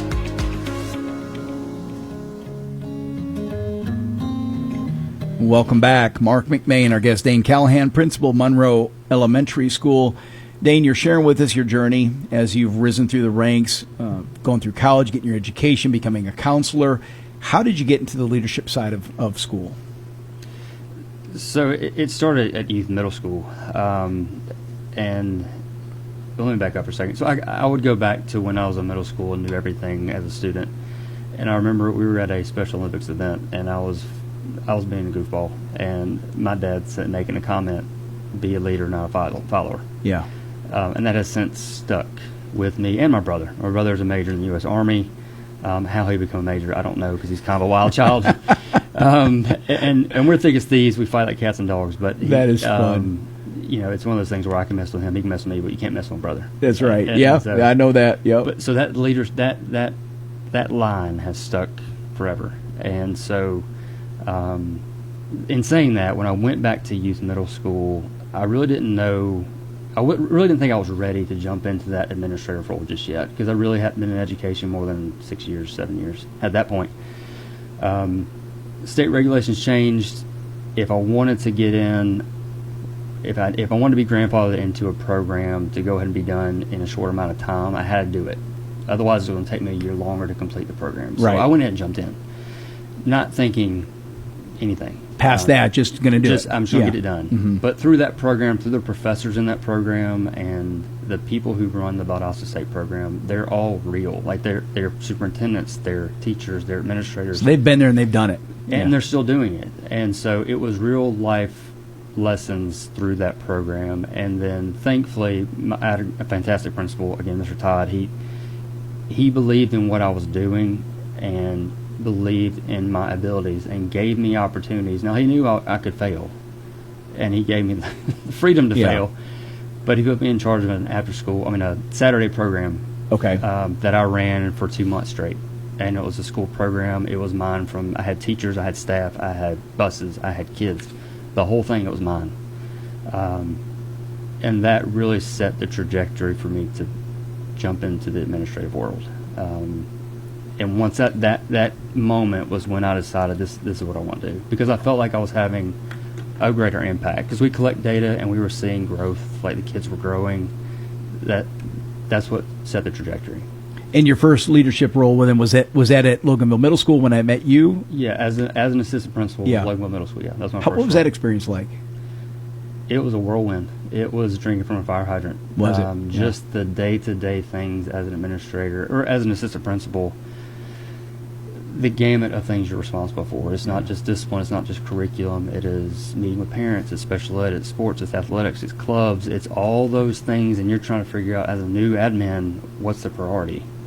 And it just takes time to be. Like I said earlier, it's like running a complex business. I mean, there's so many facets to it. And you got to learn what things to touch on later and what you got to do now. Yeah. And that, again, that takes time. But thankfully, I was surrounded by support. I mean, one of my assistant principals, Jeremy Hartzog, I coached with him at Walnut Grove High School. We coached soccer together, so I knew him a long time. Yeah. But he was the person. He was the guy. Like, if I had a question, he's right in the hall. He was there.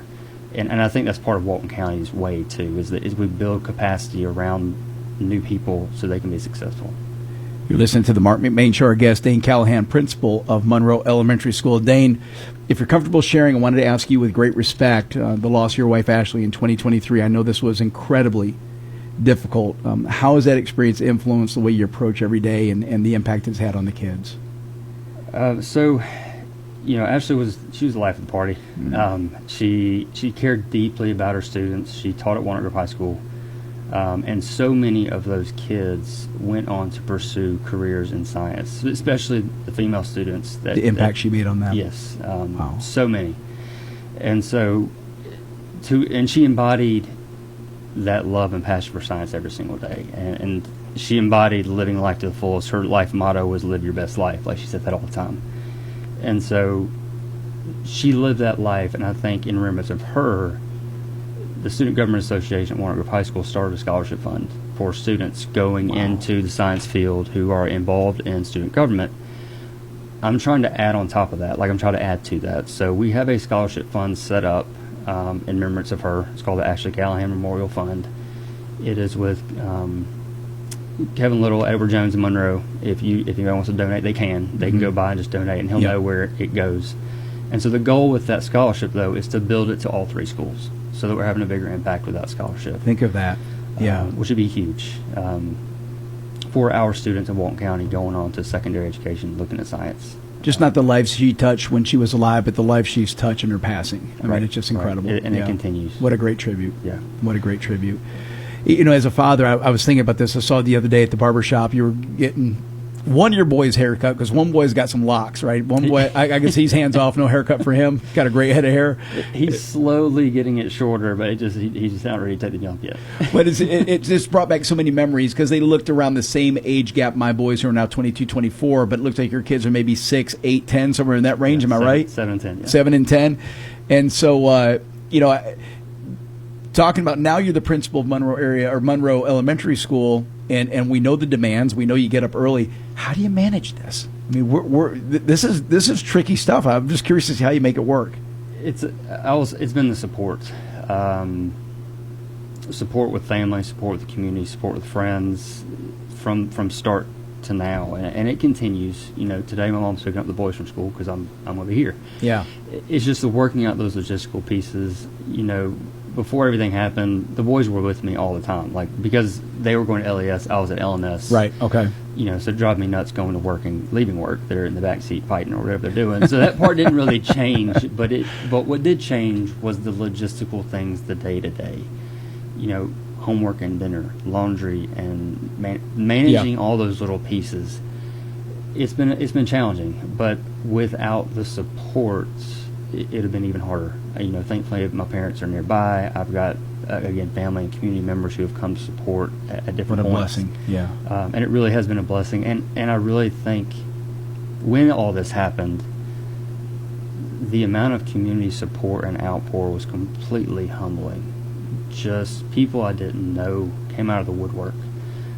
Companies I didn't, Loganville Ford, they got a scholarship together and donated money. Your Pine Monroe. The Brandt family, who owns Southern Brewing downtown Monroe at the time, they put on a cornhole tournament. To me, it came out of nowhere. People come out of the woodwork to help out and show their love. They do, and I really think that's what makes Walton County unique.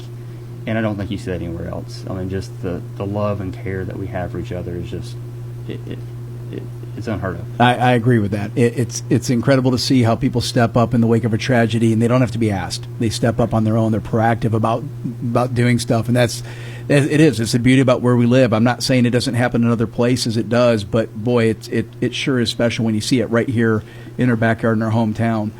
What do you do for downtime? I know that you don't have much with all that's going on, but what fills the gaps when you do have an hour or two to just for Dane?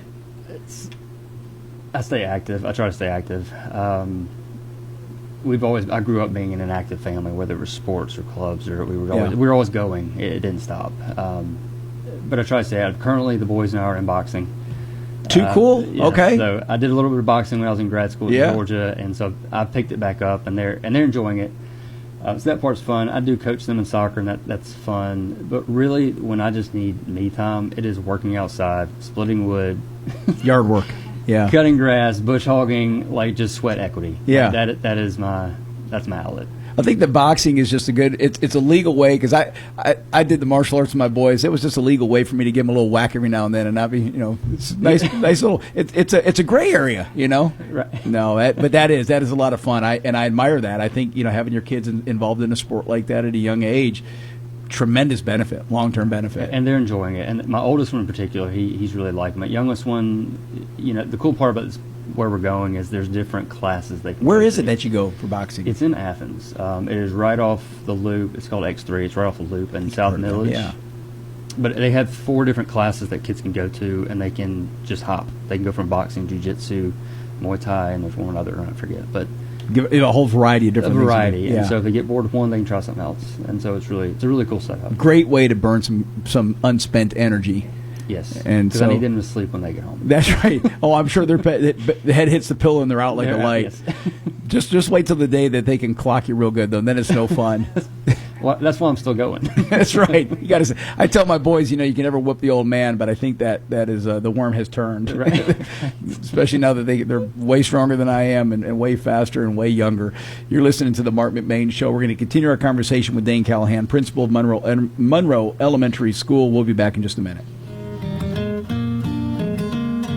Youngblood Tractor in Madison is proud to be your local Massey Ferguson dealer. Massey Ferguson has been building straightforward, dependable, and affordable tractors and farm equipment for 175 years. Massey Ferguson right now has the best lineup in their 175-year history, and there has never been a better time to upgrade to a Massey Ferguson tractor. Youngblood Tractor carries the complete lineup of Massey Ferguson tractors ranging from the 22.5 horsepower subcompact all the way up to the 130 horsepower mid-range utility tractor. And with one of the largest trailer inventories in the state, you'll always have a way to get it home. Youngblood Tractor also carries the complete lineup of hay equipment, including the legendary Massey Ferguson 1840 square baler, as well as implements like rotary cutters, batwing cutters, box blades, grapples, pallet forks, and more. There are great financing promotions to take advantage of, so give us a call today at 706-342-2242. Youngblood Tractor also has experienced parts and service departments to take care of you after the sale. Visit us online at www.youngbloodtractor.com or stop by and see us at 1600 Athens Highway in Madison.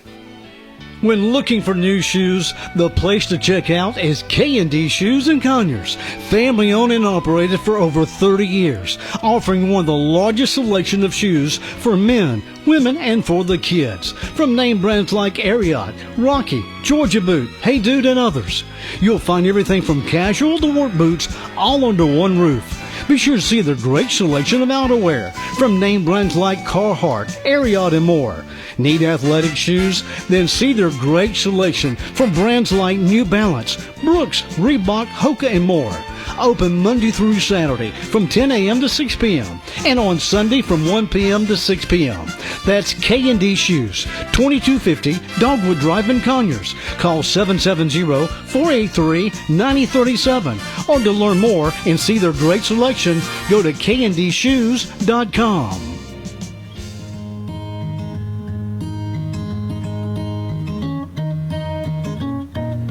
Welcome back. Marc McMain, our guest, Dane Callahan, principal of Monroe Elementary School, and we're bombing the interview. I'm bringing in Charlie Morgan, our station manager and personality. Because I'm Charlie, bombing. You've got 2 babies. You got 2 kids in elementary school. So I was like, hey, this would be it. And I got permission from him first. Yes. I mean, that is important because I am totally bombing the interview here. But well, you bring energy. That. Thank you. I have a lot of it. Well, and you're heavily involved with the girls at their. I am. They go Walker Park. They go to Walker Park. Yeah. I have a 6-year-old and a 9-year-old, and so yes, very heavily involved. As I was kind of saying a few minutes ago, like I feel like the front office, they see me come and they're like, oh gosh. Here she comes. Here comes Charlie. What she want to do now? Because I'm always at the school. Always got something I want to do. As a principal, that is a blessing. I truly really hope is. so. I really do want to make a difference and support the teachers and all the staff because we're so appreciative of what they do. Yeah, you need the involvement for the parents. You do, and it's huge, and it's such a positive impact on our school community, our students. They need to see our parents in the building. It's just, it's huge. Well, good. I hope so. They can appreciate it. They can always tell you don't come as much. It's a lot harder to say please come more. Right? Yeah. So they can always bring back people it down. You can't always bring them up. That's right. And Charlie would never wear out her welcome. I hope not. Hey, your energy's palpable, so they need that. That's Yes. good vibes that you bring to the school. Dane, let's talk about. So you walked through your leadership role. So now you're the principal of Monroe Elementary. And first off, congratulations on that. Is this your first calendar year, or were you there last year as well?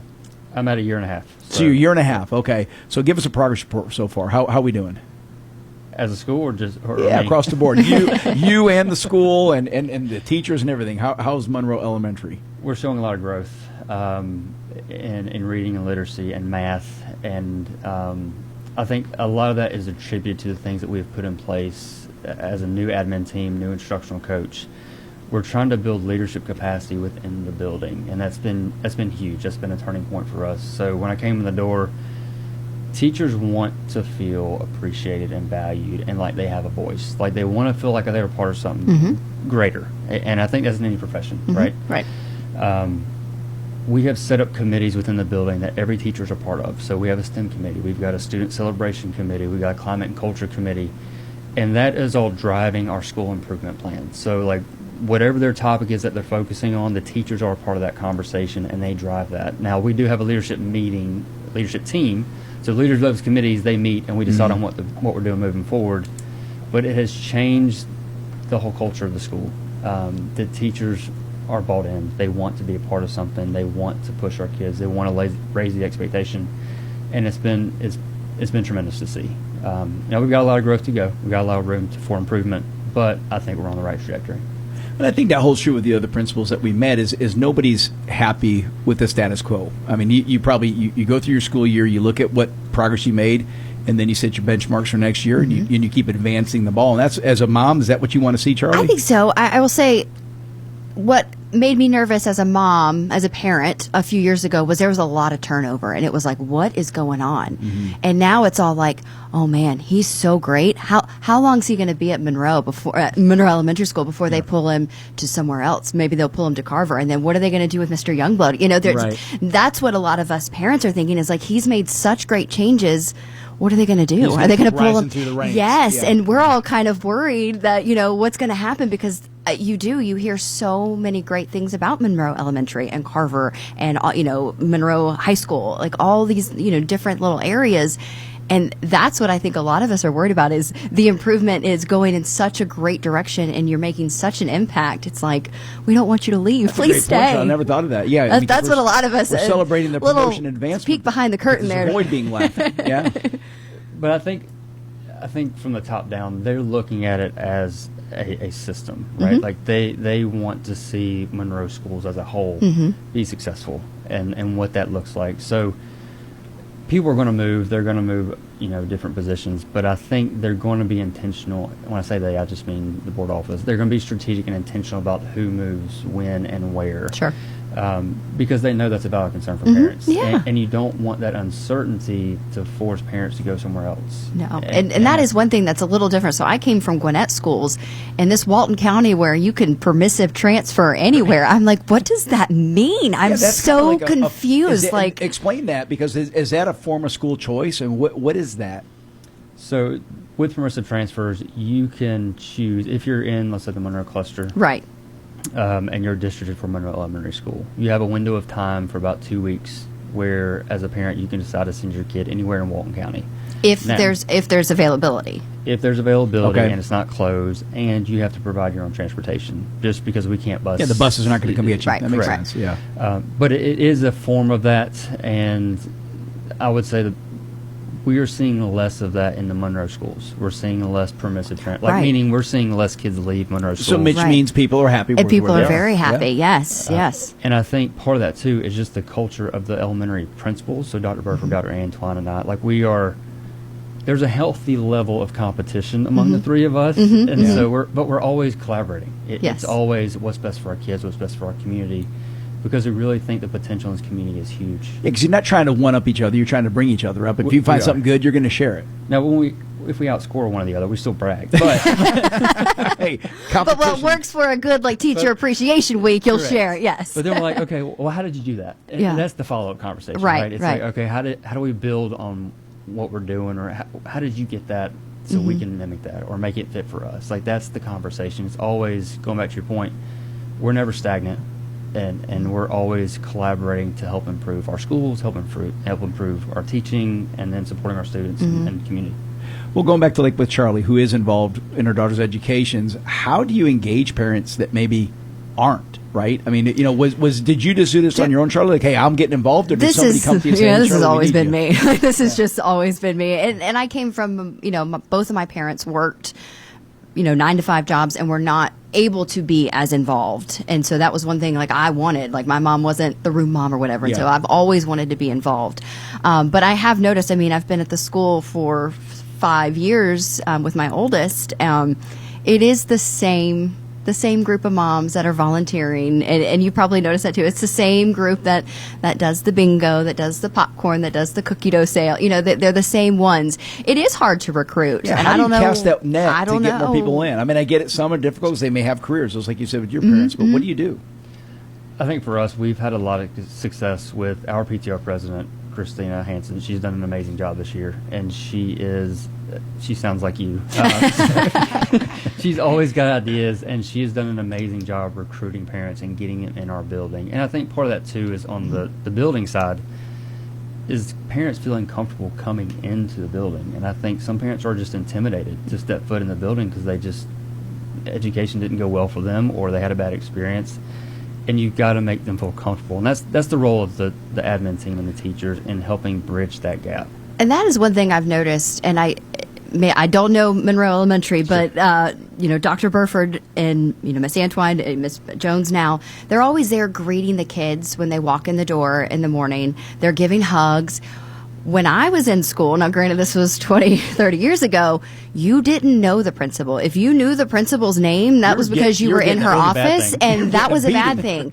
And so the fact that these principals know every single kid by name, they know their parents, they give them hugs, like it's such a completely different environment than what I grew up in, and I love it for my kids. I look back when I was a kid, what they did to save time is they'd spank me on the way in just so they didn't have to do it later on. I know you're going to need this for some reason.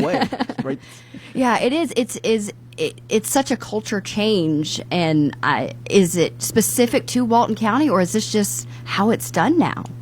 No, I think it is specific to Walton County. We were one of the few counties in the surrounding area that still allow parents to walk their kids to class.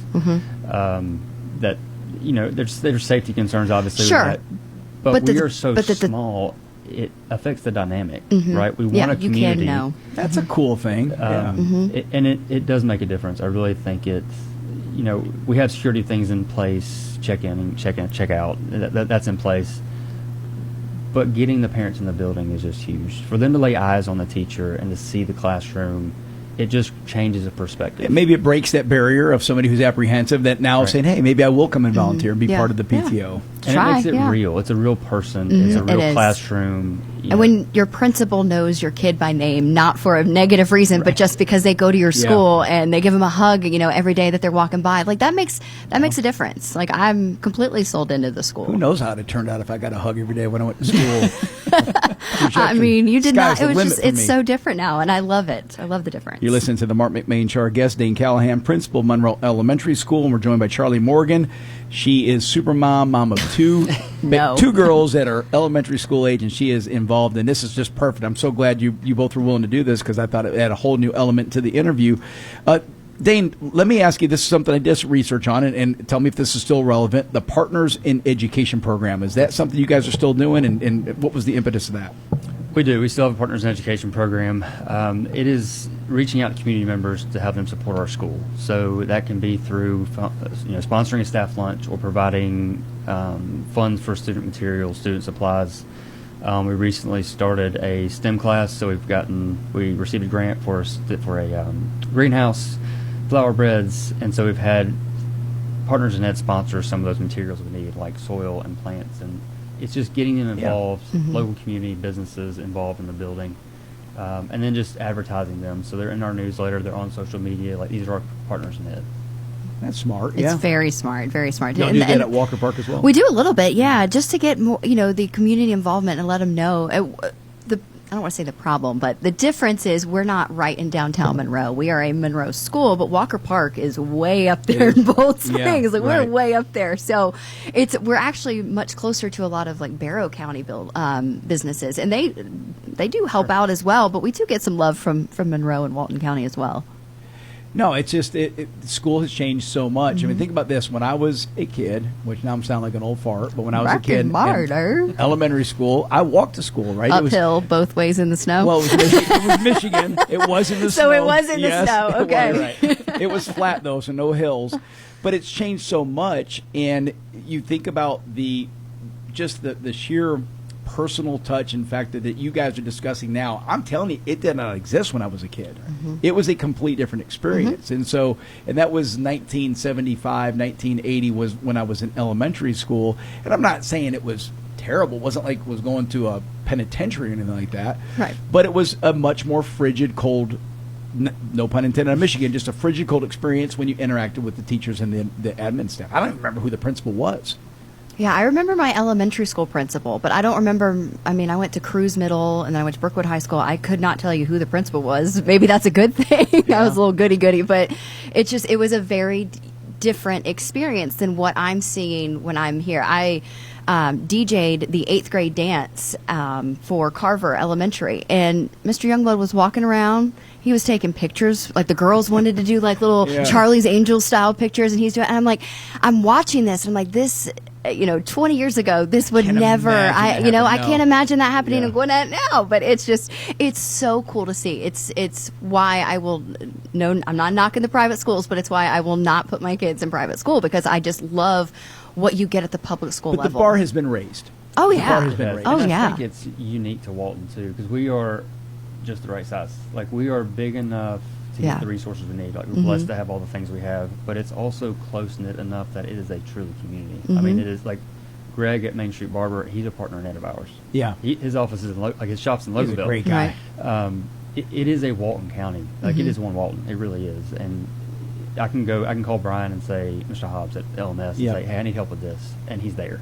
Even Social Circle City Schools, like, they will call Mr. Underwood, hey, I need help with this, and they're there. It's a separate school system, but it's still Walton County. And I've heard too from the leadership that even the private schools have a great relationship with the public schools. We have meetings at LCA, and we do. Yeah. It is. We have several meetings with them. Our Workforce Development Authority, they tie all of us together, and it does create this community. And it serves the community. Like, it's all for the betterment of the community. Right. That's right. It's the next generation. Yeah, you keep excellent education, the behavioral stuff. You're churning out fine young adults that want to go to work and contribute, and hopefully stay put here in our community and come back. Yeah, lead the next generation. What's next for you guys? So the school year is coming along. Your benchmarks. Are you happy with the progress you're making now? And what are you looking for next? How do you address what's the next improvement you want to make? So for us, and this is going to be the same probably for Dr. Burford, and most of our schools, because it's a Walton County focus, but it's on writing.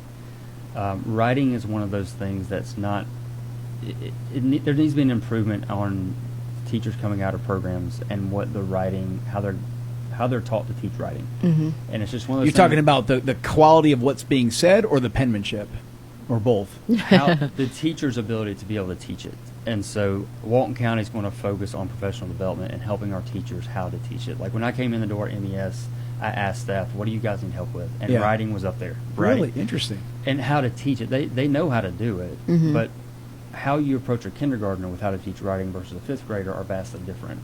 And what we're seeing a lot of is kids are just afraid to write because they don't want to make a mistake. We just need them to write. So it's the actual penmanship side of it. Like the mechanics accuracy and the structure. Do they teach cursive still? Is that being taught? My fourth grader's learning it right now. Really? It's back. Yeah. Is it back? It's back. I think that would help. And the state of Georgia gives out recognition for third graders and now fourth graders who can write their name in cursive and the preamble of the Constitution in cursive. And you submit it to the state, and then the school gets recognized. So very cool. That is impressive. Look, I'm going to be the first to admit penmanship's taken a tank ever since we type 90% of what we communicate now, right. Whether it's with your thumbs or on a keyboard. And so penmanship, I mean, look, I was just doing some stuff before y'all got here, and I'm looking, man, I don't know if I can read my own writing anymore. I can't read my husband's writing. His legal secretary can read his writing better than I can. It's awful. It gets choppy. It's really awful. does. Yeah, but he can type an email, text, or whatever. Yeah. Yeah. It's a sign of the times. And what we're finding is that with writing, the cognition with writing and memorization is linked, right? So kids who are better able to learn when they are doing the writing versus a keyboard. Now, typing on a keyboard is fine, but to help remember the information in the Writing paper. your notes. Yeah. It's the old school taking notes in class. Like there's a reason And it's there's called been that. a shift back to that. I mean, they really So have. the connectivity between the hand movement and the brain, that's fascinating. Well, we learned something new today, didn't we, Chastity? We're going to start writing all of my notes prior to Yes. myself. Well, you will start writing all the notes. I write everything. I do. It don't always register, but I write everything. But that is very true. So You're listening to the Marc McMain Show. We're going to take a quick break, come back with Dane Callahan, Charlie Morgan, continue our conversation about Monroe Elementary School. Stick around. Affordable housing is just around the corner at Cimarron Park. Cimarron Park is a mobile community located on Harry Arnold Road, just off of Highway 78 in Monroe, that offers 2 and 3 bedroom homes with spacious wooded lots, lit streets, and a family-friendly atmosphere. Some homes are for sale with available financing. Call James for all the details. 404-401-1068. That's 404-401-1068. Or go to CimarronPark.com. I've got to tell you about the best kept secret in Monroe for electric wholesale supply, Allen's Electric. Family owned and operated since 1972, Allen's Electric offers a complete line of electrical supply, wiring, breakers, bulbs, heating elements, electric motors, light fixtures, and so much more. Located at 925 West Spring Street in Monroe, stop by and see Brian and Cindy, in business for over 50 years. That's Allen Electric Supply, 770-267-5572. Serving Loganville and the surrounding area for over 25 years, it's the Main Street Barbershop, 305 Main Street next to Braxton's Auction in downtown Loganville, offering old-fashioned service and modern-day styles. Appointments available and walk-ins welcome. Open Tuesday through Saturday with a friendly staff and atmosphere. That's Main Street Barbershop in downtown Loganville. Call 770-554-3300 or go to mainstreetbarberloganville.com to learn more. If you're in the construction business, you're going to need a dumpster at some point in time, and that's why you need to call Atha Equipment Rental in Monroe, now offering 20 and 30-yard cans. Atha Equipment Rental now offers a complete line of landscape and construction equipment like tools, trenchers, floor sanders, jackhammers, and so much more, like rentals for your parties with tables, chairs, popcorn machines, Dunkin' booths, and more. Call Jason Atha at 770-207-6041. That's Atha Equipment Rental on East Spring Street in Monroe. Welcome back. Marc McMain, our guest, Dane Callahan, principal, Monroe Elementary School. Charlie Morgan decided to jump in. She's like, hey, I've got a game in this. I've got 2 girls in the elementary school system in Walton County, so we're getting the mom's perspective as well, which is a lot of fun. Let me throw something, just kind of a general question. We talked about the handwriting, but what are some of the biggest strengths or challenges, whichever direction you want to take this, that the Walton County school system has, especially as far as the early childhood education is concerned? I think one of our biggest challenges is just having that literacy and numeracy skill set when kids come in the door. You know, they enter kindergarten and there's just a spectrum of abilities with kids that come in, and it's depending upon if they went through pre-K or the support at home or what they learned at home. And so you have kids who can come in and know their numbers and know how to write their letters and write their name, and then you've got kids who've never been exposed to that. And so that's not just a Walton County thing. That's across the board, right? And I think part of what we're working on here in Walton is there's some poverty, and that directly impacts our students' abilities to read and write and numeracy. And so working with organizations like Workforce Development, working with John Howard in Monroe, they're putting things in place to affect the adults in the community and to better support the adults in the community, and that's going to have a trickle-down effect with our kids. To provide them with more tools for their kids. Right. Starts at home. Yeah. A lot of it. Do you have pre-K? You do? Okay, so a couple of classes. I mean, that really helps, too. There's private, there's, of course, public, but there are some kids that just don't have the opportunity for either of those. And, when they come in kindergarten, you can tell, Well, how do you handle this? Because I know this happens at middle and God forbid, sometimes high school, but what happens when you have a second grader or a third grader transfer in that can't read or write? You have to put supports in place for them. So what we normally do, if we've got we had a first grader who'd never been in school, and so he came in the door, and we do some assessments, trying to get some baseline data, right, to see where they are, and then we decide what kind of intervention we need to put in place. Do we need to do a pull-out group for them, a small group? Do we need to do one-on-one? So within the building, there are different classrooms and teachers that would support that student based on what the needs, whether it's speech, whether it's Gotcha. math, ELA, Yeah. depending on what the needs are, they meet with that kid. What other initiatives would you like to see? And this is for both of you guys. Again, whether it's from within the school or from outside an external force, an initiative that would help advance this process of, keep elevating our education level. Are you talking about from the state level, like state or? Yeah, just I'm thinking what more can people outside the school system do? Because it's something that we talked earlier about the initiative with the Partners in Education that you have. What other things do you think that the community can do to be sure? Because I'm looking at this a little bit more globally, that you have parents that are struggling, like we talked about earlier. You have some that maybe that are going through difficult times. Maybe there's a poverty issue, and they're sending kids in that are not prepared. The parents aren't engaged. What else can be done to help curb this? Because I look at it from the perspective of our country. Are we getting better? We're here in Walton County. We're rock solid, right? We're doing a great job. Oconee County, great job. Morgan County, great job. Barrow County, right. The list goes on. We're surrounded by great school systems, but there are school systems that are struggling. Sure. And so, where does this go? Because we can't always place the burden on the government to do better. I think you've got to have resources and trainings available for parents, and they've got to be simple, like getting books in the hands of parents, just getting them tidbits on how things they can do with their kid. Just read to them. Those little things, I think, can make a huge difference if you get it in their hands, and I think getting in their hands is the hard part. Yeah. You're not expecting the parents to become teachers, but just to have some little opening of the door to kind of get the ball rolling. And I think part of that burden is on administrators and educators in getting that information to their parents and their community, and helping parents understand these are the resources available. We're here for you. We're here to support you. It's not a you versus them.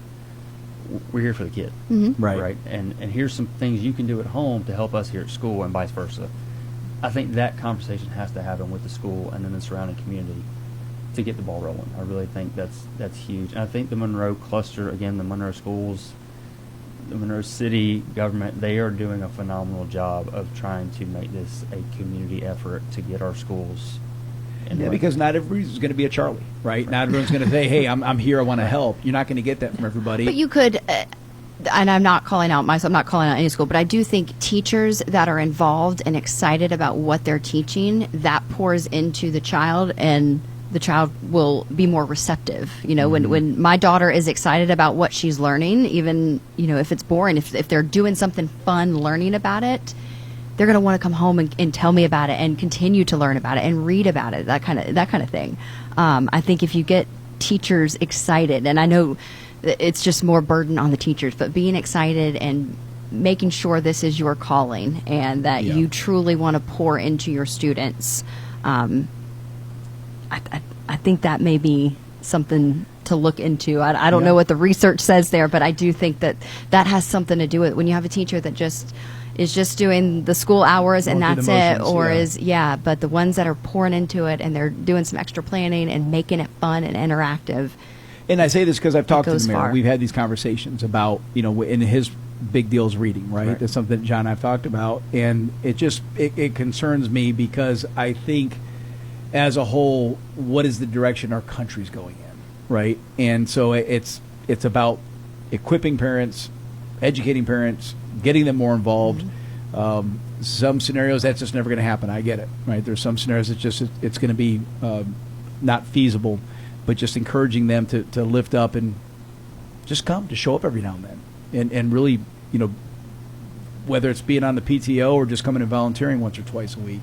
I think schools need to create situations where parents are expected to come to the building, like a curriculum night or a STEM night or something fun for like a bingo night or a movie night. Just getting them to the building. And sometimes, food helps. Like free food. Yep, that's usually a really good incentive. And while it may not be academic, it at least gets them on campus. And then you got to move the needle. And if I learned anything from Edward Jones, it was the 7 points of contact. Like, it takes 7 points of contact to establish some level of trust with somebody.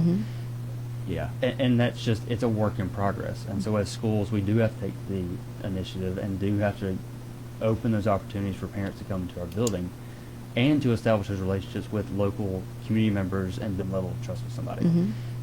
Yeah. And that's just, it's a work in progress. And so as schools, we do have to take the initiative and do have to open those opportunities for parents to come into our building and to establish those relationships with local community members and businesses to help funnel our kids through the schools.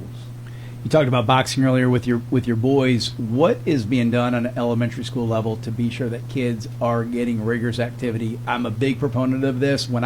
So first career karate school, I would go and I would teach karate classes at the public school. So the elementary schools would invite me in to come and teach classes, and I would wear those little kids out. I mean, it was like, we really had a real tough program. That's another thing that I see that concerns me is childhood obesity, adolescent diabetes, right? Two things that have just spiked in the past decade, well, maybe even longer than that, say 2+ decades. So is there an initiative, and what are you allowed to do as a principal to say, hey, I want to raise the bar, I want to make the kids work harder? Can you do that, or are you restricted from a state level? No, they have a Georgia Fit program, so the kids are assessed throughout the year on different fitness levels, so flexibility, muscular endurance, that kind of thing. They are assessed on that, and then the PE coaches build out their curriculum based on that. At the elementary level, it's more game related and teaching them how to play the game, which is a lot for a first grader to learn how to play rules and stay in bounds and all those things. So our kids have PE twice a week, just based on our schedule, and they have recess every day for 20 minutes. They have at least 20 minutes. They have to have that. So they are active, and they are allowed to play. Like the recess is designed. They've got to play. They got to get outside. Like if we have to have an indoor recess when my two boys come home, I know when they've had indoor recess. Pent-up energy. It is night and day. Yes, when it's too cold, because if it's, earlier this week it was so cold they couldn't go outside. So it wasn't even like it's raining, they have to have indoor recess. If it's a certain temperature, they can't go outside. So my kids Tuesday didn't have outdoor recess time, and I could tell when I picked them up. Really? Yes. So they're just all pent up with energy. There's a lot of, just feral raccoons, as I like to say. I'm not saying that I want to. But it's not just mine. They're like that. Oh no! It's like y'all got to go somewhere. Y'all can put some Look, there's no CPS over here. Y'all go outside and play. Locking the door. Yeah. I'm not saying I want to make them run a 10K, but I like the idea of good hard regimen exercise, because I know the long-term benefits, right?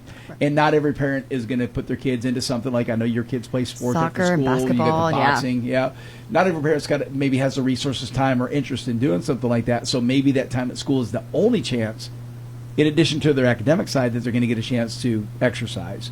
So just something I was throwing out there. Well, and Monroe schools do a good job of sending out, like with Felker, if they've got basketball tryouts coming up or they've got soccer coming up, the schools push that information out to parents too. To the rec leagues, Yeah, all that rec league information goes.